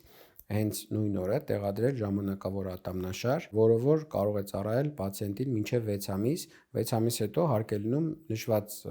ատամնաշարը փոխել հիմնական ատամնաշարի, որը որ արդեն կծառայի մեր պացիենտներին ամբողջ կյանքի ընթացքում։ Մենք ունենք հնարավորություն նաև տեղադրել հենց միանգամից հիմնական ատամնաշար, որը որ տեղադրվում է մոտարապես 1 շաբաթվա ընթացքում, կերամոկոմպոզիտային ատամներ, որոնք որ 6 ամիս հետո հետագայում կարիք են լինում իրականացնել միայն վերահենքավորում, այսինքն ատամնաշարը չենք փոխում։ Ատամնաշարը հնարավորություն ունի պացիենտ օգտագործել 5-ից 7 տարի։ Իսկ մշտական ատամնաշարը, որը նախատեսված է ավելի երկար օգտագործման համար, արդեն վերահենքավորման կարիք չունի։ Չէ, մշտական ատամնաշարը հենց տեղադրվում է 6 ամիս հետո ու արդեն տեղադրվում է լրիվ առողջացած, լավացած լնդերի վրա։ Ամեն դեպքում պացիենտը կարող է վնասել ատամնաշարը։ Ընդհանուր առմամբ բոլոր դեպքերում բոլոր կոնստրուկցիաներն էլ հնարավորություն կա, որ տրավմայի արդյունքում կարող են կոտրվել կամ ինչ-որ տրավմայի ազդեցության տակ վնասվածքների ենթարկվել, բայց բոլոր տեսակի ատամնաշարերն էլ իրանք վերանորոգման հնարավորություն ունեն կամ օրինակի համար եթե ատամնաշարը ազդեցության է ենթարկվել կամ տրավմայի է ենթարկվել, շատ դեպքերում կարիք չի դնում ամբողջը փոխել, մենակ տեղային այդ հատվածը հնարավոր է վերականգնել։ Նորարարական մեթոդները իրականում շատ մեծ հնարավորություն են մարդկանց համար եւ process-ը շատ տհաճ չդարձնելու եւ նաեւ երկարատև ծառայող ատամնաշար ունենալու համար։ Միաժամանակ այս մեթոդները շատ թանկ են եւ անհասանելի մեր բնակչության համար։ Ուզում եմ նշել, որ այս մեթոդի ներությունը կարող է նրանում, որ իմպլանտները տեղադրելով մենք իմպլանտներից դրոշմի ստացումը, չափս վերցնել այսպես ասած, նույնպես իրականացնում ենք սկանավորման միջոցով եւ մենք ունենք նոր սարք, որը որ իրականացնում է ֆոտոգրամետրիայի մեթոդով սկանավորում, որը որ հնարավորություն է տալիս մաքսիմալ ճշգրիտ իմպլանտների տեղերը տեղորոշել, որի արդյունքում որ մենք կարողանում ենք ատամնաշարը նույնպես մաքսիմալ ճշգրիտ ստեղծել ու ստանալ հենց ընդամենը մի քանի ժամվա ընթացքում։ Ինքը անփոխարինելի է, քանի որ նախկինում նույնպես իրականացվում էին մեթոդներ, որտեղ որ մենք կարողանում ենք ատամնաշարը տեղադրել մի քանի ժամվա ընթացքում, բայց սխալմունքի հավանականությունը կամ տեղադրված ատամնաշարի ոչ ճշգրտությունը շատ մեծ էր։ Իսկ այս մեթոդը հնարավորություն է տալիս մաքսիմալ ճշգրտությամբ ստանալ ատամնաշար։ Դավիթ գինն էի հարցրել։ Ասեմ, գինն էլ թանկ չի, այսինքն ընդհանուր առմամբ ինքը չի թանկացնում պրոցեդուրայի արժեքը, ու մոտակա ժամանակներս մենք նախատեսում ենք նշված ծառայության վրա բավական գնիչեցում, որպեսզի ծառայությունը հասանելի լինի ավելի մեծ քանակով մարդկանց։ Դավիթ Մաթևոսյանի Instagram-յան Edge նույն իմպլանտումի տվյալները կթողնեմ հաղորդման նկարագրության բաժնում։ Արմինկա, քո Միացյալ Նահանգներ տեղափոխվելը, դու ինքդ էլ նշեցիր, որ այստեղ հագուստի գիծ թողարկեցիր եւ մեկնեցիր կիսատ մնաց։ Այսինքն սա ինձ հուշում է, որ դա տարիներով պլանավորված որոշում չէր, այնպես չէ, որ դու մի քանի տարի գնում էիր այդ քայլին, որ հիմա արդեն տեղափոխվելու եմ։ Ինչպես ստացվեց, որ ամեն դեպքում կյանքի այդ շրջանում դու որոշեցիր, որ ձեր ներկան ու ապագան տեսնում ես Միացյալ Նահանգներում։ Իրականում ես այդ միտքը երկար ժամանակ իմ մեջ զարգացնում էի։ Ուղղակի Արմանը ինձ համոզեց հենց այդ ժամանակ մնալ, որովհետև մենք անընդհատ Լուսինեի հետ քննարկում էինք այդ թեման, շատ ցավով պիտի ասեմ, որ մենք այդ թեման քննարկում էինք ու ամեն անգամ պատճառ էինք գտնում, որպեսզի այդ որոշումը չկայացնենք։ Անգամ այդ վերջին տարին 16 թիվներ, երբ որ ես մեկնեցի Ալեքսի հետ ու մենք որոշեցինք մնալ, մենք ձեռնարկել էինք նոր բնակարան գնել Երևանում։ Մենք գնացինք, բնակարանը տեսանք, պիտի մեր արագ վաճառեինք, որպեսզի դրա կանխավճար, մի խոսքով այսպեսի, այսինքն մենք ձեռնարկում էինք նոր տուն, նոր վերանորոգում եւ այլն, եւ Ալեքսը արդեն դպրոց էր հաճախում, այսինքն ես միշտ ասում եմ, եթե գնանք,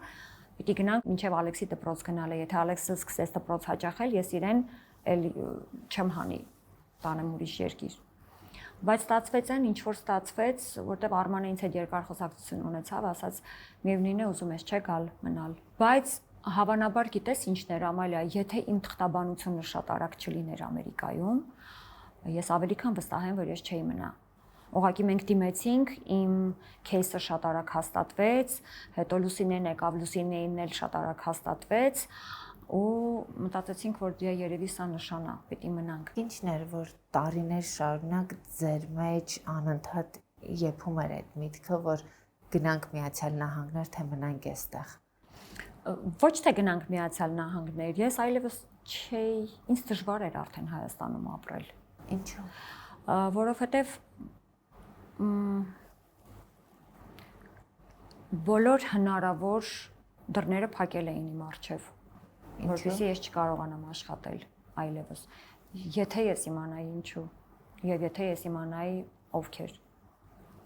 ես դա էլ եմ փակել ինձ համար, ես դրա համար տարիներ շարունակ ես չեմ տալիս հարցազրույցներ, ընդհանրապես չեմ խոսում այս մասին։ Ուղղակի, կաթիլ առ կաթիլ, եւ դա ինձ անընդհատ ես Լուսինեին անընդհատ ասում էի, ինձ թվում է, որ ինձ հետ այդպիսի բան է կատարվում, բայց հետո հասկացա, որ ինձ չի թվում։ Ինչ որ հիմքեր եղան, որոնցից հասկացար, որ Դրա համար եմ ասում, եթե միայն հասկանայի ինչն էր պատճառը։ Ում էի ինչով խանգարում կամ ինչ այնպես չէի անում։ Ինչպես էր դա դրսևորվում։ Դու չէիր ունենում Ինձ անում էին բոլոր հնարավոր պրոյեկտներից, զանգում էին ինձ հետ, պայմանավորվում էին, որովհետև կհավատան մարդիկ թե չէ, ես այն արտիստն եմ, ով երբևէ որևէ մեկը որևէ բանի համար ինձ համար չի զանգահարել։ Ես իմ ճանապարհը ինձ համար հարթել եմ, աշխատել եմ եւ երբեք իմ հնարավորություններից ավել ոչինչ չեմ ակնկալել։ Ես միշտ քայլել եմ իմ ճանապարհով, աշխատել եմ, ես ստացել եմ այն, ինչի որ արժանի եմ եղել։ Ինձ երբեք ոչ մեկ ոչինչ չի արգելել։ Եթե որևէ տեղ անգամ ինձ չեն կանչել որպես մասնակից, համարել են, որ ուրեմն ես արժանի չեմ, որ այդ պրոյեկտում չկամ։ Այսինքն ես ապրել եմ լիարժեք, adekvat, այսինքն երբեք չեմ ասել, բա ինչի ես այնտեղ չկամ, բա ինչի ես այնտեղ չկամ։ Կամ մեկին գտնեմ, որ զանգի, որ ինձ համար ճանապարհ հարթի։ Բայց այդ վերջին տարիներին ինչ ես աշխատել եմ եւ ըստ իմ աշխատանքի ես եղել եմ այն տեղում, որտեղ որ եղել եմ։ Իսկ հետո ամեն բան փոխվեց, ուղղակի ես էլ չհասկացա ինչու։ Դրա համար եմ ասում, գուցե ինչ որ մեկին խանգարել եմ կամ սխալ մի բան եմ արել կամ ասել։ Այսինքն քեզ հրավիրում էին ինչ որ ինձ հետ զանգում էին, պայմանավորվում էին, համերգ, որևէ նախագիծ, կորպորատիվ միջոցառում, հարսանիք։ Վերջին վայրկյանին զանգում էին ու ասում էին կներես, դու չես կարող լինել։ առանց հիմնավորում։ Արմիշ ջան, ոչ մի անձնական բան, բայց կներես դու չես կարող լինել։ 1, 2, 10, 20 իսկ ստեղծագործ մարդու համար, մի մարդու համար, ով երկար ճանապարհ է անցել, այդ 90-ականների, այդ փշոտ, այդ քարքարոտ ճանապարհը։ Շատ ափսոս, շատ։ Արմինկա, իսկ այդ բուրըն ճանապարհից հետո, երբ ինչ որ առումով նաև դու пассивացար, ավելի քիչ երգեր սկսեցիր թողարկել։ Տես փաստորեն նաև անկախ քեզանից կային հանգամանքներ, որոնք նպաստում էին այդ пассивացմանը։ Դրանք են նպաստել пассивացմանը, ես ինքնակամ չեմ пассивացել։ Այդպիսի շրջանները արտիստի հոգեվիճակի վրա ինչպես են ազդում։ Սարսափելի ծանր։ Դրա համար ես մեկուսացել ու փակվել էի տանը։ Հետո կարողացար ինչ-որ շրջանում հաղթահարել դա, թե միևնույն է, այդ пассивությունը հիմա էլ որքան էլ երգեր թողարկում ես, դու հասկանում ես, որ կարող ես անել ավելին։ Ես հիմա անում եմ ուղղակի, ես էլ չգիտեմ հիմա ինչի համար եմ անում։ Ոչ թե չգիտեմ ինչի համար եմ անում։ Ինձ ուժ են տալիս այն մարդիկ, ովքեր դեռ սպասում են իմ երգերին։ Ես անում եմ Ես հիմա ընդհանրապես չեմ հավանում այն ինչ որ ես անում եմ, բայց դա ուրիշ հարց է։ Բայց իմ пассивությունը ինքնակամ չի եղել այն ժամանակվա։ Ինձ ուղղակի կտրեցին թևերս ու ես իսկ դա իմ վաստակի միակ միջոցն էր նաև։ Իսկ եթե ես չեմ վաստակում, ապա ինչպես ձայնագրեմ նոր երգեր կամ թողարկեմ նոր տեսահոլովակներ։ Ես պիտի աշխատեմ, որ կարողանամ դրանքից թույլ տալ։ Հետևաբար, եթե ինձ զրկում են աշխատելու հնարավորությունից, ես զրկվում եմ վաստակելու հնարավորությունից։ Հետևաբար ես չեմ ունենում ոչ մի նոր բան, եւ ես հետ եմ ընկնում։ Հետո շատ ես հետ ընկնում, հետո գալու հավասարվելը դառնում է նո համարյա թե անհնարին։ Իսկ հետո ինչպես սկսեցիր ապրել, կայանալ, ամրանալ նաև Միացյալ Նահանգներում։ Գիտես, տարիներ տևեց, որպեսզի ես նախ ընդունեմ դա, որ վերջացավ, փակվել է ինձ համար ամեն բան։ Ու ես, ով իր ամեն ինչով կպածա Երևանի հողին, չասեմ Հայաստանի, ես շատ երևանցի եմ, շատ Երևանին կպած մարդ եմ ես։ Ու այդ մարդը այլևս չի կարողանում իր քաղաքի մեջ ուղակի լիարժեք շնչի այդ օդը։ Շատ դժվար բան է ամենա, շատ։ Այսինքն ուղակի քեզնից խլեն մի բան, որը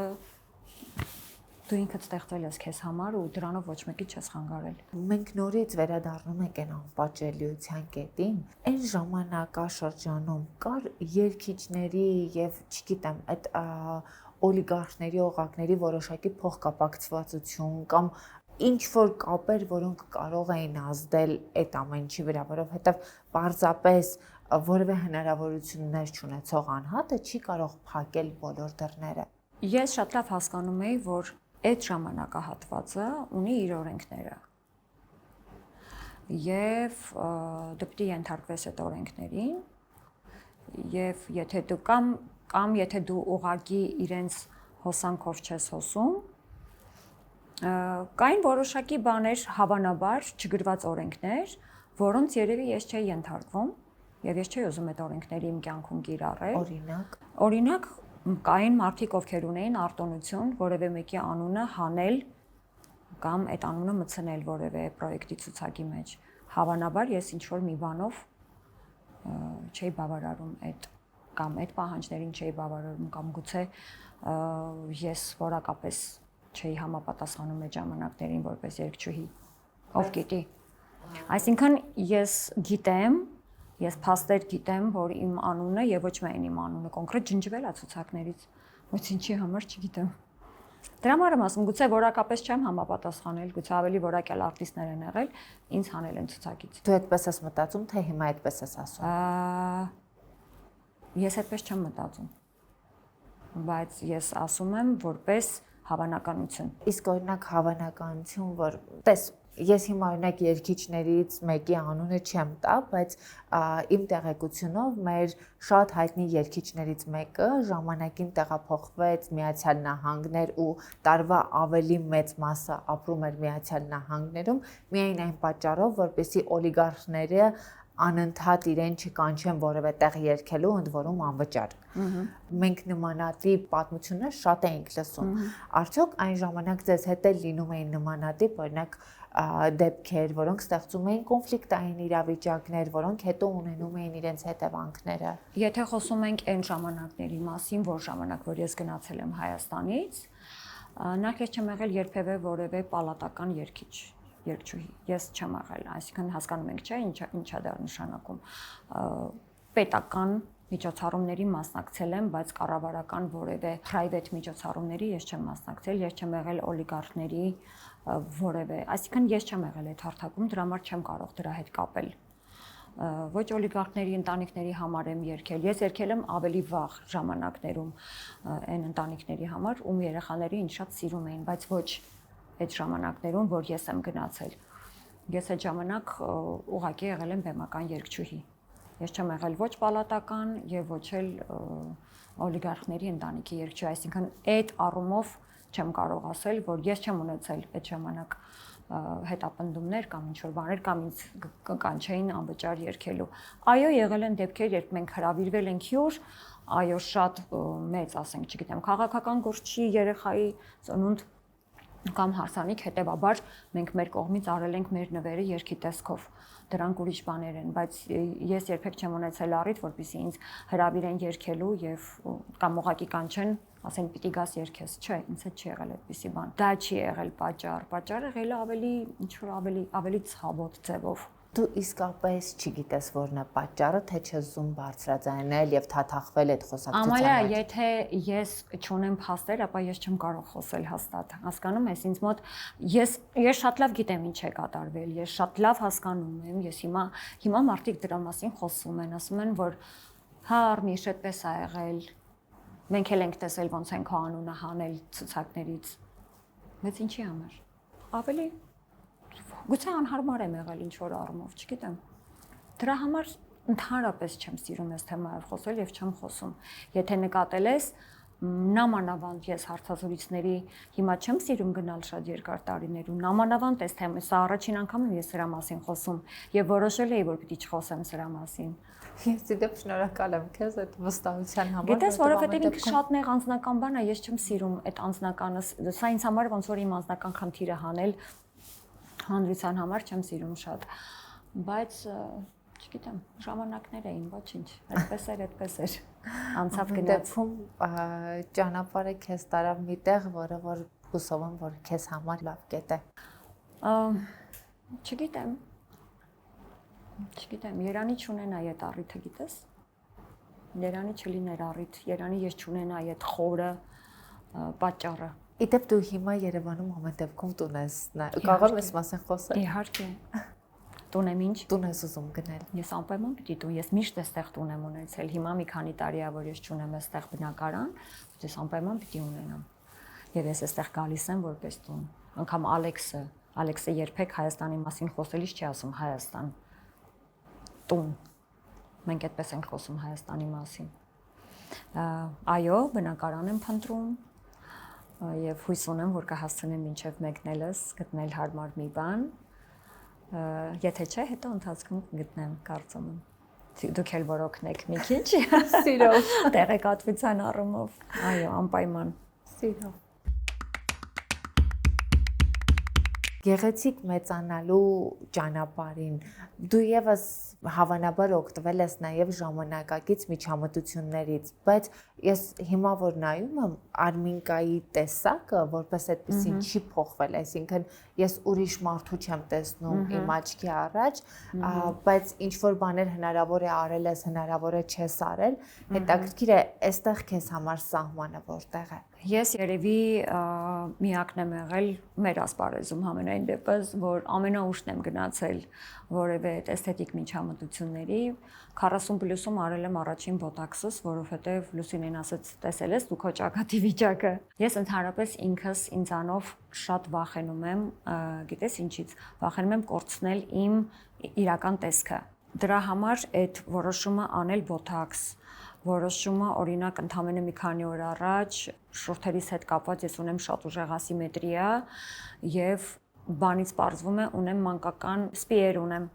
վերին ու ներքին շուրթի մեջ, որի պատճառով ու նաեւ արդեն տարիքից ելնելով ծանոթը իջնում է ոսկորները իջնում են լիքը բանափոխվում։ Դիմել եմ այստեղ շատ լավ բժիշկի, ով շուրթերից տվել է մի փոքր ոչ թե ծավալ, տանել չեմ կարողանում ծավալով շուրթեր, ուղղակի վերադարձրել է ինձ իմ մանկական շուրթերը։ Անկեղծ ասած շատ սիրում եմ խնամված կանանց տեսնել ու շատ նախանձում եմ, որ իրենց թույլ են տալիս այդ ապարատային ինչ որ պրոցեդուրաներ բան, մի քիչ վախկոտ եմ։ Ես փոքրուց շատ ցավադիմացք ունեմ, բայց հիմա չեմ ուզում ավելորդ ցավ կրել, անկեղծ ասած, ու պատճառը դա է, որ չեմ դիմում այդ ապարատային, բայց արդեն պիտի անեմ, որովհետև արդեն գիտեմ, որ ունեմ դրա կարիքը, բայց օրինակ լավ չեմ շնչում։ Ու սա խնդիր է, ես անգամ բժիշկի ու մոտ գնացել եմ ենթադրենք անոթներից հետ կապված, ինձ ասում աղջիկ ջան գնա քիթդ վիրահատիր։ Անգամ դա եմ վախենում անել, որովհետև իսկապես շնչառության խնդիր ունեմ եւ թթվասնի քաղց ունեմ դրա պատճառով, թթվասնային քաղց ունեմ, բայց վախենում եմ վիրահատել քիթս, որ հանկարծ մի բան այնպես չլինի, չեմ ասում թե ես կատերիալ քիթ ունեմ, բայց ես վախենում եմ կորցնել ինձ, իմ դեմքը։ Բայց ինձ թվում է այդ որոշմանն էլ պիտի գամ։ Չգիտեմ, բայց այն կանանցից էլ չեմ, որ ասում են այդ բնական, այո, բնական ենք ծերանում, բնական ենք, ես ինքս էլ ամեն բնականի, բայց այն որ ցենց ժամանակից շուտ արդեն ամեն բան շատ ավելի շուտ է սկսում շարքից դուրս գալու, տեսքից ընկնել, ինձ թվում է, որ կարելի է ժամանակին անել, որպեսզի ուղղակի կանխել այդ ժամանակից շուտ ծեր տեսք ունենալու վտանգը։ Ի վերջո ամեն ինչի կարելի է մոտենալ ընդհանրապես գրագետ եւ չափի մեջ, այստեղ խնդիրը չափը կորցնելն է։ Իհարկե, իհարկե։ Արմինկա իմ գործընկեր իմպլանտում ստոմատոլոգիական եւ կոսմետոլոգիական կլինիկայի կողմից նվեր քարտ քեզ։ Իմպլանտումի ստոմատոլոգիական կլինիկան գործում է ոչ միայն Հայաստանում, այլև Միացյալ Նահանգներում, այնպես որ կարող ես այնտեղ օգտվել նվեր քարտից։ Իսկ կոսմետոլոգիական կլինիկան գործում է այստեղ, ղեկավարը բժիշկ է, իսկապես բժիշկ է, ոչ միայն դիպլոմով, այլև կոչումով բժիշկ է, այնպես որ եթե դու առավել եւս մտածում ես ապարատային խնամքների մասին, կարող ես այստեղ փորձել նոր գնալ Միացյալ Նահանգներ, իրենք ունեն սարք, որը միակն է Հայաստանում, Վիորան, եւ կարծում եմ, որ շատ գոհ կմնաս արդյունքից, առավել եւս, որ այդ ամեն ինչը ղեկավարվում է բժշկի կողմից, որը կարող է նաեւ ճիշտ խորհրդատվություն անել։ Այո, շնորհակալ եմ, շատ հաճելի է։ Սիրով։ Անպայման կփորձեմ։ Իմպլանտում էսթետիկ բժշկության կենտրոնը զարգացնում է ոչ միայն էսթետիկ միջամտությունների որակը, այլև ավելի խորացնում է ուղղությունը դեպի բժշկություն, արտաքինից շեշտը դնելով առողջության վրա։ Բժշկուհի Ելենա Ադամյանը մեզ կպատմի, թե ինչ նորություններ ունեն իմպլանտումում։ Ողջույն։ Ողջույն։ Ելենա, ինչ նորություններ ունեք իմպլանտումում։ Ես շատ ուրախ եմ Ամալիա, երբ ամեն անգամ մենք հանդիպում ենք, ես կարողանում եմ ձեզ նորություն ասել։ Մեզ մոտ նոր պրոցեդուրա արդեն գործում է, էսթետիկ գինեկոլոգիա, կանանց համար մենք երկար մտածելով եւ հարցումներ իրականացնելով հասկացանք, որ այս ոլորտը բավականին բաց է եւ մեզ մոտ ունի պահանջարկ հենց մեր կլինիկայում։ Ինչու որոշեցիք ներգրավվել այս պրոցեդուրան։ Քանի որ մենք ի սկզբանե որոշել էինք, որ մեր կենտրոնը բացվելուն պես պետք է շեշտադրում ունենա բժշկական ուղղվածության, կարևորելով շատ մեր կանանց առողջությունը, անպայմանորեն ներդրեցինք այս պրոցեդուրան, այս ծառայությունը, ինչի համար, որպեսզի սա լինի ոչ միայն երիտասարդացման եւ գեղեցկության, այլ նաեւ կանանց առողջության կենտրոն։ Էսթետիկան դա միայն արտաքին երիտասարդացումն ու գեղեցկությունը չի, դա նաև ներսից առողջ օրգանիզմ լինելն է, իսկ կանանց համար շատ կարևոր է իհարկե կանացի առողջությունը։ Կնոջ իրական երջանիկ տեսնելու մեջ շատ կարևոր է նաև նրա կանացի առողջությունը, հետևաբար մեր թիմ ներառել ենք գինեկոլոգ, ով ունի վերապատրաստում էսթետիկ գինեկոլոգիայի մեջ։ Ինչ է իրենից ենթադրում էսթետիկ գինեկոլոգիան։ Հիմնականում մեզ դիմում են այնպիսի բուժառուներ, ովքեր միջին տարիքը արդեն հատել են եւ ունեն որոշակի կանացի խնդիրներ։ Էսթետիկ գինեկոլոգիան դա հիմնականում բնականաբար կանացի օրգանների հետ է կապված, բայց ավելի էսթետիկ առումով, երբ որ կանայք իրենց որոշակի ֆունկցիաներում ավելի կոմպլեքսավորված են, հա, զգում։ Իրականում այս խնդիրները կարող են առաջանալ հետծնդաբերական շրջանում, ովքեր ունենում են բարդ ծնդաբերական ընթացք եւ այդ ընթացքում ունենում են որոշակի խնդիրներ։ Հիմա չեմ թվարկի, հաստատ կանայք հասկանում են ինչի մասն եմ ես խոսում, եւ կան խնդիրներ, որոնք կոմպլեքսավորում են մեր կանանց եւ էսթետիկ գինեկոլոգիան հենց դրա մասին է։ Բացի նրանից, որ առողջությունը առաջնային է, այստեղ նաեւ կան որոշակի էսթետիկ միջամտություններ, որոնք կնոջը շատ ավելի ինքնավստահ են դարձնում եւ արձերփազատում իհարկե կոմպլեքսներից։ Իսկ ինչ է այս բուժումն իր մեջ ներառում։ Որոշակի ներարկումներ, էսթետիկ կարող է լինել, կարող են օգտագործել իհարկե ֆիլերներ, ինտիմ ֆիլերներ։ Ներառվում են ապարատներ, մենք խոսել ենք մեր վիորայի մասին, մեր վիորան ունի նաեւ գինեկոլոգիական գլխիկ, որը նույնպես իրականացվում է այդ շրջանում, եւ իհարկե բուժական արդեն կարող է պլազմա թերապիա ներառված լինի եւ իհարկե մի շարք արդեն գինեկոլոգիական բուժումներ, որոնք արդեն տեղում բժիշկը նշանակում է։ Այստեղ խնդիրը բացառապես էսթետիկ լուծումն է, թե նաև առողջական խնդիր ենք լուծում։ Ոչ, միայն էսթետիկը չի, որովհետև մեր բժիշկը հենց գինեկոլոգ է, լինում է, որ դիմում են, հա, խնդրով, ես մի օրինակ կարող եմ բերել անմիզապահություն, մարդիկ դիմում են այդ խնդրով, բայց պարզվում է, որ մի փոքր էսթետիկ միջամտություն իրականացնելուց կարելի է այդ խնդիրը լուծել։ Բայց դա մեր ժողովրդի մեջ տարածված է, որտեղ երկարատև բուժում կարող է իրականացվել, այսինքն կարող է բուժումը համատեղել իհարկե նաև էսթետիկ որոշակի միջամտությունով։ Կենտրոններ կան, որոնք հենց շեշտը դրել են էսթետիկայի վրա, բայց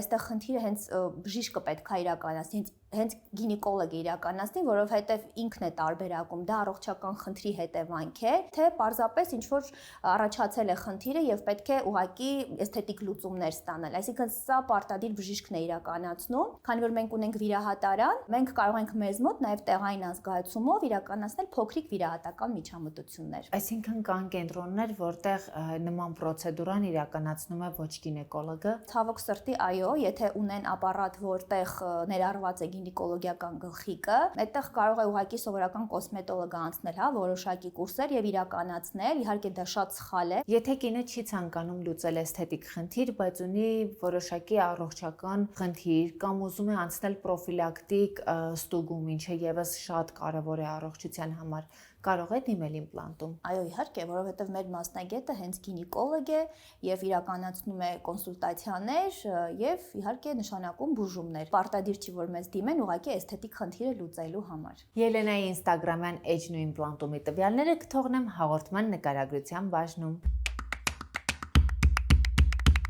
Հիմա մարդիկ հիմնականում չարաշահում են այդ բոտեքսը, էսթետիկ միջամտությունները եւ այլն, ժամանակին չարաշահում էին ֆոտոշոփերը։ Ահա։ Դու այդ ժամանակը շրջանի ինչպես անցար ու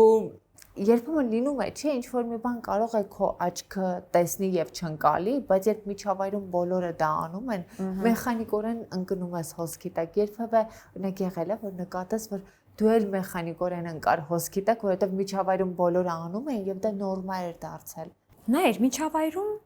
չէ, բայց հիմա օրինակ համատարած տեսնում եմ, որ Հայաստանում անգամ 30-ը չբոլորած կանայք անում են full facelift, ասենք դեմքը վիրահատում են։ Այ այդպիսի բաները չեմ չեմ կարողam։ Ես հասկանում եմ, որ հիմա ընդհանրապես աշխարհում դարձել է այդպես, ու մանավանդ մեր հայ կանայք, ովքեր ասում եմ 30-ը չբոլորած անում են դեմքի ցկվում, ասենք այդ տարիքում։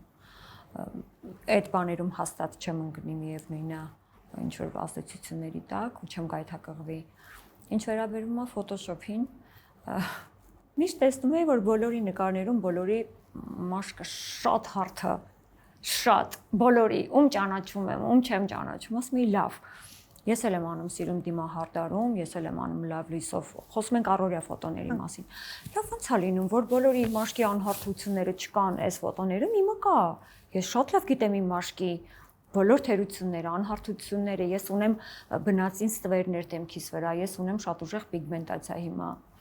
Ու վերջապես դե մի ասա, ոչ ոք չի իմանա։ Ես էլ ունեցա վերջապես այդ face up-ը, բայց ինչ եմ անում, այնտեղ կա մի ինչա կոչվում, մի էֆեկտ, որը կոչվում է, որը հենց մաշկին վերաբերող skin, այնտեղ էս ուղղակի այդ մի հատը, այնտեղ կա 5, չէ, 1-ից 5, ես դեմ եմ մեկը smooth անելու, փափկեցնելու մաշկը։ Հիմա եթե դա շատ ուժեղ Photoshop է, բայց կներեք, պիտի անեմ, այս տարիքում ինձ թվում է կարող եմ ինձ թույլ տալ։ Գիտես ավելի շատ խոսքս 2000-ականների մասին էր, երբ պոստերների նկարներ էին։ Դե այդ անում էին ֆոտոնկարիչները, մենք հո չէինք անում։ Դա անում էին կոմպյուտերով, հատուկ ծրագրերով, այդ հիմա չի է, որ հեռախոսով ինչ ուզենանք մի րոպեում։ Օրինակ կային նկարներ, որ ինձ այնպես էին փոխում, ասում եմ, Աստվածի, ես ինչ եք արել, ինձանից բան չեք թողել։ Ու դե վատ այն ժամանակ ամեն բան այսքան զարգացած չէր, ասենք կարող էին այս աչքերի տակ այնքան սպիտակեցնել, աչքը ձգվում, փոքրանում, դառնում էր վիրահատած աչք։ Չէ, ես օրինակ երբեք չեմ սիրել։ Ու հիմա էլ երբ որ ինձ նկարում են պրոֆեսիոնալ լուսանկարիչներ, ասում եմ, խնդրում եմ, ինչ չսարքեք մոմե տիկնիկ, որովհետև ես մոմե տիկնիկ չեմ։ Կթողնեք իմ բնական, իմ տարիքային անհարթությունները վերացրեք, բայց խնդրում եմ իմ կնճիռները, իմ այդ բաները լրիվ չմաքրեք, ես չեմ սիրում, որովհետև նայում ես դու չես։ Իսկ ես ուզում եմ ինձ տեսնել նկարներում։ Այդ շատ կարևոր է։ Արմինկա, հիմա ուզում եմ անցնենք հաղորդման երկրորդ փուլին, այստեղ ավելի բլից հարցեր են լինելու հագուկապի հետ կապված, պարզենք առհասարակ դու ինչ գնային սեգմենտում ես հագնվում։ Հագուստի մեջ ամենակարևորը ես մանկուց տա մամաս մեզ սովորեցրել է, ես կարևորություն եմ տալիս կտորին եւ կարին։ Այսինքն ինձ համար բրենդը բացարձակապես կարևոր չի, այո, ես եղել եմ բրենդամոլ վաղ 2000-ականներին, 90-ականների վերջին, երբ ես այդ ժամանակ սկսել էի ինձ թույլ տալ արդեն որոշակի բրենդներ կրել, ուղղակի հագուստի հանդեպ իմ սերը մանկությամբ մամաս մեզ միշտ շատ լավ է հագցրել, մենք ընտանիքում ընդհանրապես հագուստը լավ հագնվելը մեզ համար կարևոր մի բան էր։ Հայրս շատ սիրուն էր հագնվում ու շատ լավ ու շատ թանկ էր հագնվում, մայրս էր լավ հագնվում, բայց իմ ճաշակի ձևավորման մեջ ամենամեծ դեր ունի եղբայրս, որովհետև դպրոցը ավարտելուց հետո իմ ողջ հագուստը ինքն էր գնում։ Այն ժամանակ դժվար էր, խոսում ենք վաղ 90-ականներ, ինքը ինձ այն ժամանակ կային այդ կոմիսիոն խանութները միայն, դու չես հիշի։ Եվ կային տներ, որտեղից մարդիկ արտասահմանից բերում ու վաճառում էին։ Այնտեղից էինք կարողանում լավ հագուստ գնել։ Ու ճաշակս եղբայրս է ձևավորել հիմնականում եւ այդ համարձակությունն էլ ինքն է ինձ տվել, ասելով, որ դու պիտի հագնվես այնպես, որ այս քաղաքում ոչ մեկ քո նման չպիտի հագնվի։ Միշտ մամաս ասում էր, մենք երբ որ միասին գնում էինք գնումների, ես հիշում եմ, որ մամաս միշտ շուռ էր տալիս հագուստի հակառակ կողմը եւ նայում էր կարին։ Կամ շոշափում էր ու ես որ փոքր ես մի մամու ամոթ է ինչ ես անում ասում էր ես պիտի տեսնեմ լավ է կարված թե չէ նույնը անում եմ ես բարձա արդեն տարիներ շարունակ կտորը չեմ կարող կրել սինթետիկ որևէ բան չեմ կարող կրել վատորակ արտադրանք ես կարող եմ կրել $5 շապիկ մաքուր բամբակից կարևորը պիտի բամբակ լինի եթե մետաքս ապա բնական եմ սիրում, բնական հագուստ եմ սիրում, ինձ համար գինը եւ պիտակը բոլորովին կարեւոր չէ, բոլորը գիտեն դրա մասին։ Այո, սիրում եմ բրենդային իրեր, բայց սիրում եմ այսքան առաջվա նման կուրորեն միայն նրա համար չէ, որ դա բրենդային է կգնեմ, չէ։ Եթե որակը չէ, մանավանդ կոշիկ։ Առաջ կարող էի ոտքերս կոտրելով, ասելով, որ դա բրենդային է։ Հիմա երբեք չեմ անի դա, աշխարհի ամենաշքեղ կոշիկը լինի, եթե դա հարմարավետ չի, ապա ես դա չեմ ունենա։ Ես հիմա պիտի քեզ արդեն բլիզ հարցեր տայ, բայց քանի որ քո այս պատասխանից ինձ մոտ հարցեր առաջացան, դու այն սերնդի ներկայացուցիչն ես, որը սադախլուից եկած հագուստից մինչև բրենդային խանութներից գնումներ անել տեսել է։ Այդ անցումը քեզ համար, երբ կարող է գնայիք որևէ մեկի տանը տեսնելու, թե ինչ հագուստներ են բերել, ինչ կարելի է ընտրել գնելու համար, եւ մեկ էլ հայտնվում ես արտերկրում բրենդային խանութներում եւ ուզում ես գնումներ անել։ Այդ առաջին ասոցիացիան ինչպիսին է։ Ամեն ժամանակ ունի իր կանոնները կամ ինչ ասեմ, այդ հնարավորությունները։ Դե սերնդի 80-ականներին, երբ որ ես երեխա էի, ասում էին գնում ենք տուրիստի տուն, դա ինչ էր նշանակում։ Դա նշանակում էր, որ Բեյրութից, ինչու Բեյրութից, որովհետեւ Բեյրութում ճաշակավոր էին եւ հագուստի մեծ, երևի մեծ լայն տեսականի կար, ընտրանի կար։ Բերում էին Բեյրութից։ Ես հիշում եմ հերթերը այդ բնակարանների, այդ շենքերի ընդհանրապես մոտ, երբ որ մարդիկ կանգնում էին կիլոմետրով, որպեսզի գնեն հագուստ, ծամոն, Բեյրութից եկած ծամոնները եւ ոսկեղեն։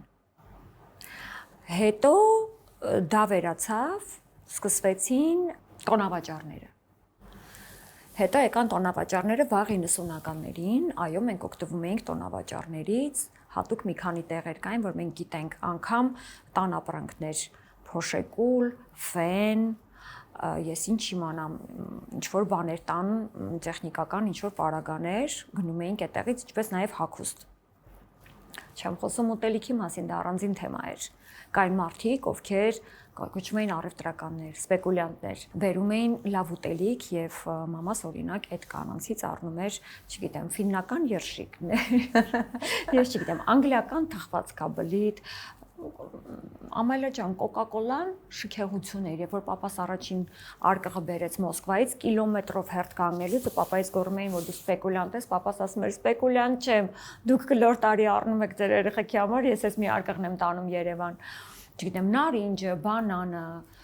70-ների վերջ 80-ների սկիզբ այս շքեղություններ էլի, ասենք բանանը, մի կապ բանանը պապաս բերում էր, սպասում էինք մինչև հասնի,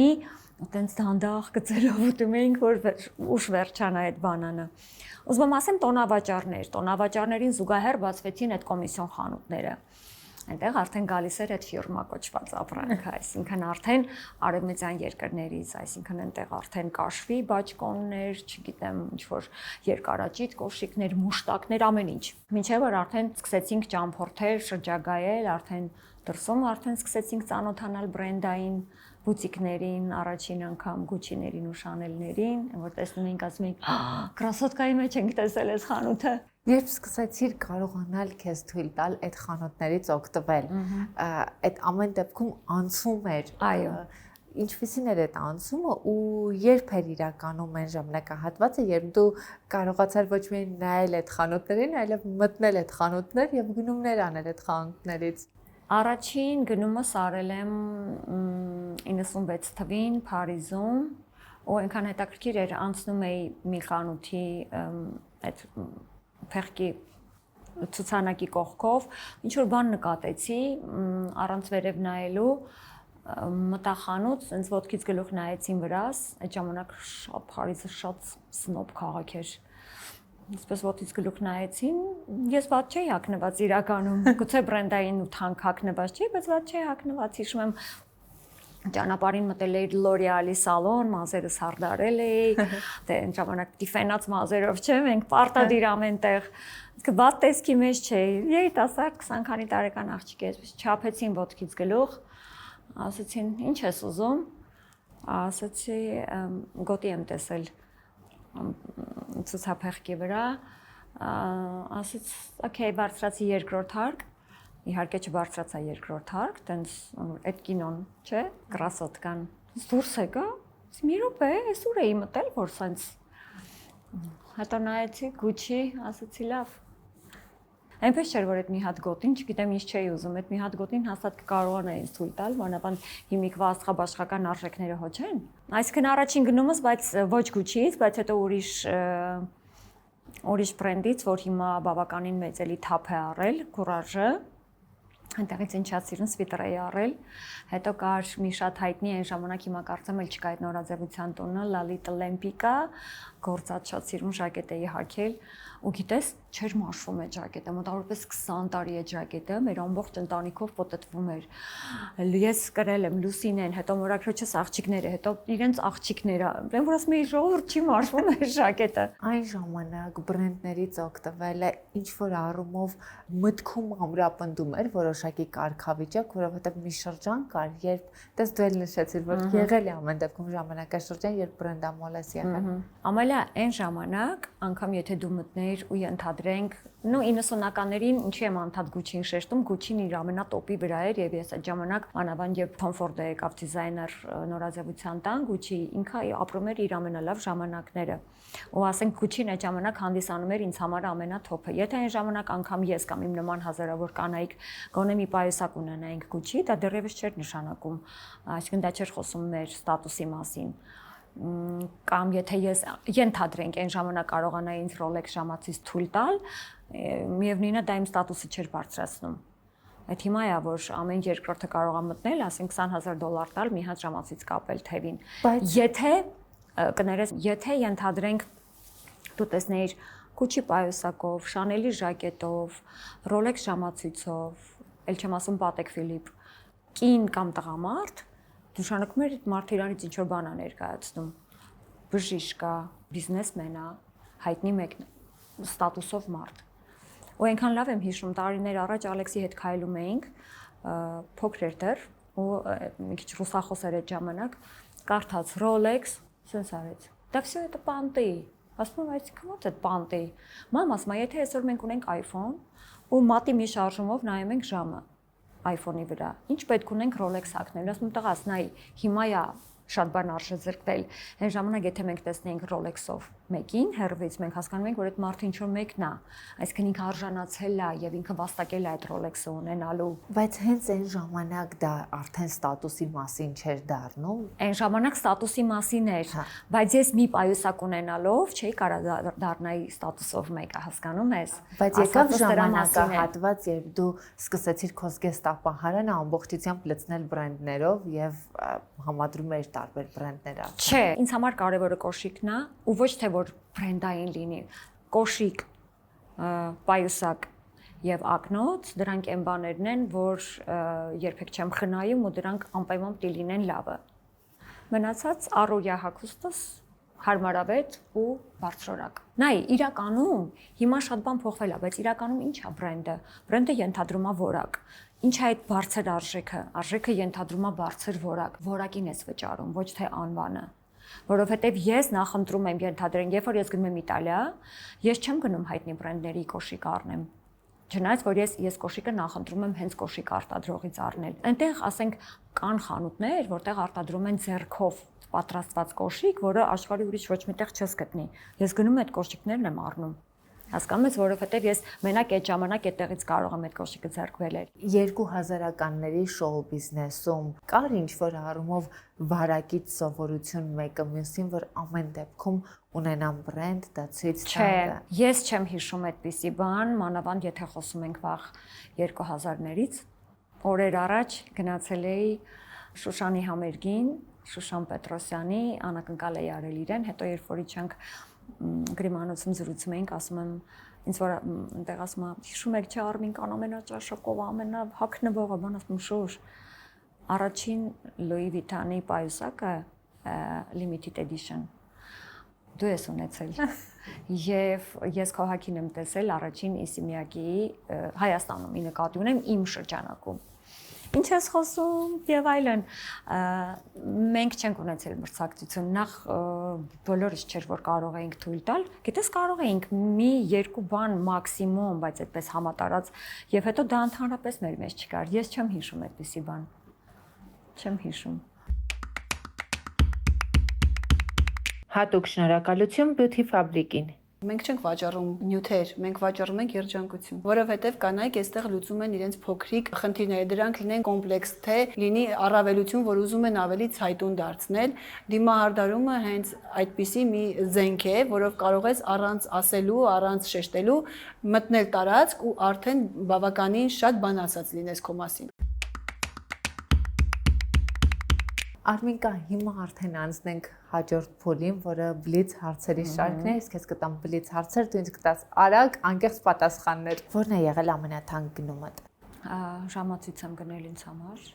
կարծե։ Ինչ արժեր։ Այդ ժամանակ արժեր մոտավորապես $9,000։ Որն է եղել ամենաէժան գնումդ։ Շատ ունեմ։ Նորից ասեմ, կարող եմ ունենամ $5-անոց շապիկ, ասենք առօրյա։ Շատ մատչելի, բայց շատ հետաքրքիր լուծում ես գտել։ Այդպես շատ եմ արել, ասենք,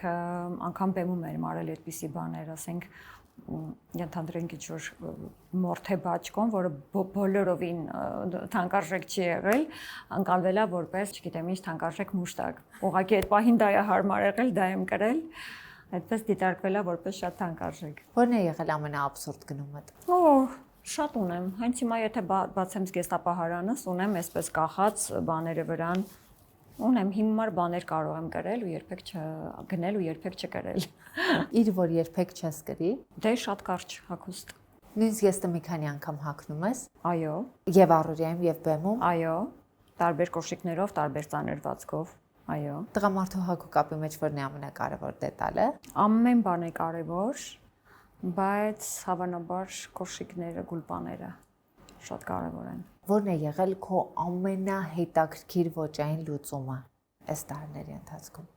Իրականում շատ եմ ունեցել հետաքրքիր ու ստացված լուծումներ։ Բայց որ հիմա հիշում ես ու միանգամից։ Լավ, արի մի բան հիշեմ, երբ որ 2000 թվին Անձրև երգի պրեմիերայի օրը կռունկ փառատոնի ժամանակ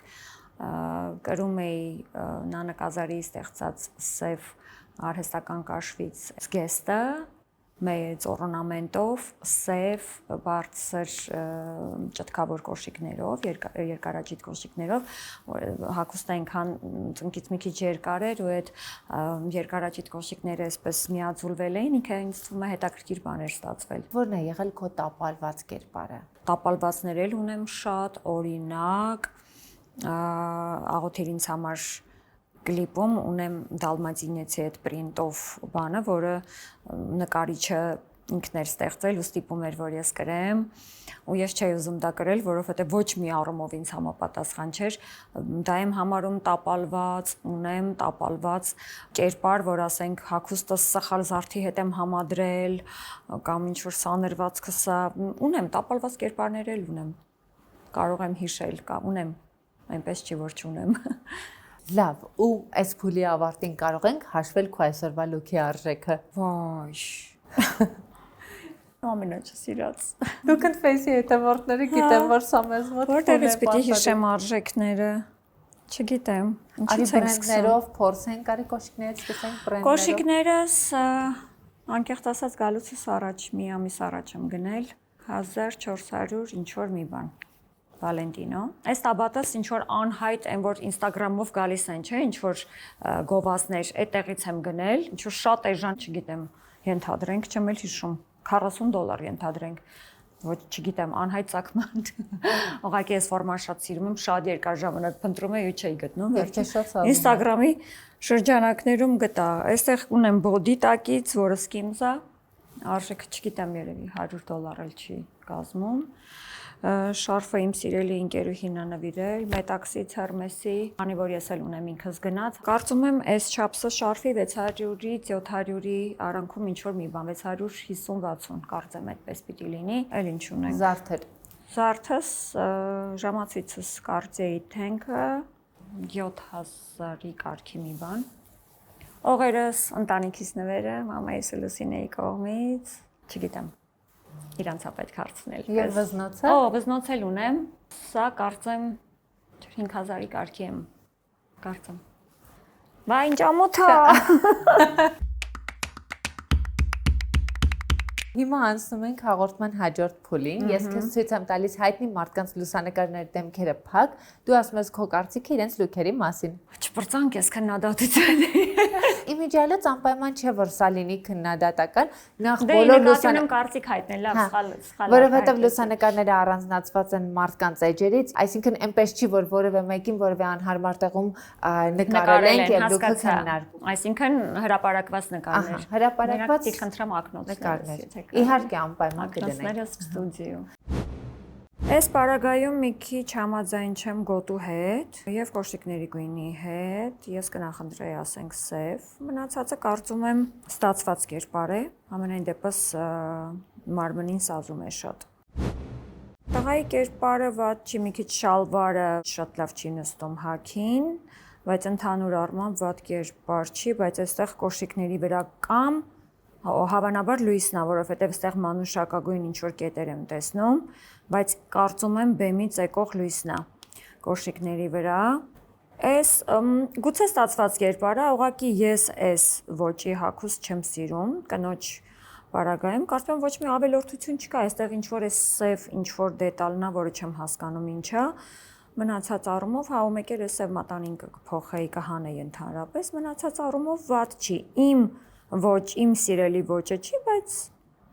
օքեյ։ Ինձ թվում է հետաքրքիր կերպար է, որովհետև այս կարճությունը իր հասակի հետ համապատասխանում է,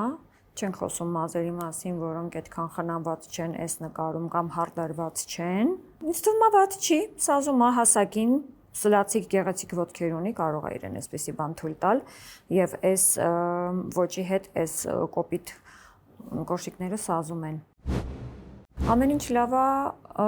կոշիկներից բացի, որովհետև ես այստեղ կանեի միագույն կոշիկ եւ չէ, երկուսն էլ կարծես թե ոսկեգույն են։ Շատ ստացված կերպարա կփոխեի միայն կոշիկները։ Լայն շալվարի հետ հաստատ կարծում եմ սխալ է կրել այս լայնացող այս ժիլետները։ Այս կերպարի հետ բանդանան ոչինչ, բայց պայուսակն ու կոշիկները չէ։ Սիրուն համադրությունն է, չեմ սիրում տղամարդկանց մերկ ոտքերը, այդ ինձ համար ամենա չսիրելին է։ Հիմա եթե պատկերացնեինք, որ գուլպաները լինեին ավելի երկար, շատ ավելի լավ կլիներ։ Գունային համադրությունը լավն է, մի քիչ էս կապույտն է ինձ ներսի խանգարում, բայց ընդհանուր առմամբ լավն է։ Նորմալ գրագետ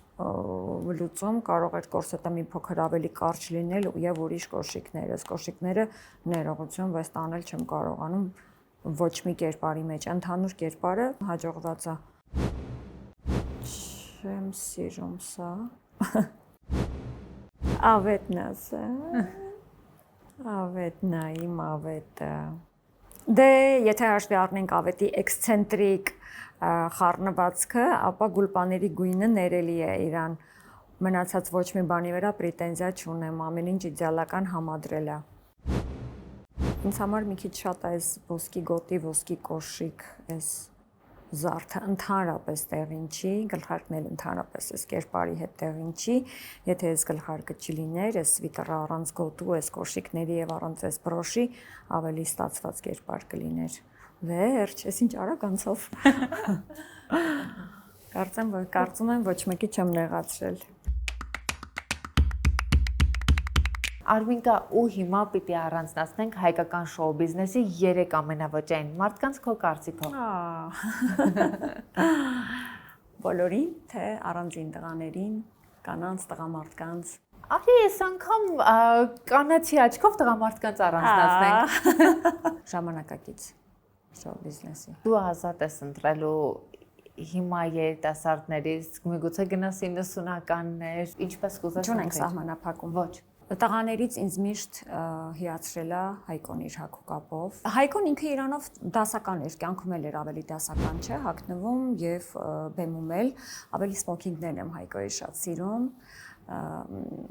Բեմը հարգող մարդու վերաբերմունք է դա, ես շատ սիրում եմ, երբ եւ տղամարդիկ եւ կանայք բեմի հանդեպ շատ, որտեւ այդ հագուկապը ուղղակի գեղեցկության համար չի, դա նաեւ հարգանք է դեպի բեմը եւ հանդիսատեսը։ Անդրենը միշտ եղել շատ հետաքրքիր այն դասական ոճի մեջ, այն մի քիչ ավելի դեպի ազգագրական իրեն չեմ սիրում այդքան։ Անդրեն շատ կոկիկ է հագնվում եւ հիմնականում շատ գրագետ ու ոճային։ Ով վերջին տարիներին շատ հավանում եմ Սարոյին։ Սարոն սիրուն համադրություններ է անում շատ եւ Սարոն էլ բեմին անգամ եթե ոչ դասական կոստյումով է, ապա շատ տեղին է հագնվում։ Սիրում եմ Սարոյի ոճներն սիրում։ Արմինկա, շնորհակալ եմ շատ, դու շատ երկար չէիր խոսել, եթե անկեղծ ես ինքս չէի սպասում, որ մեր զրույցը կարող է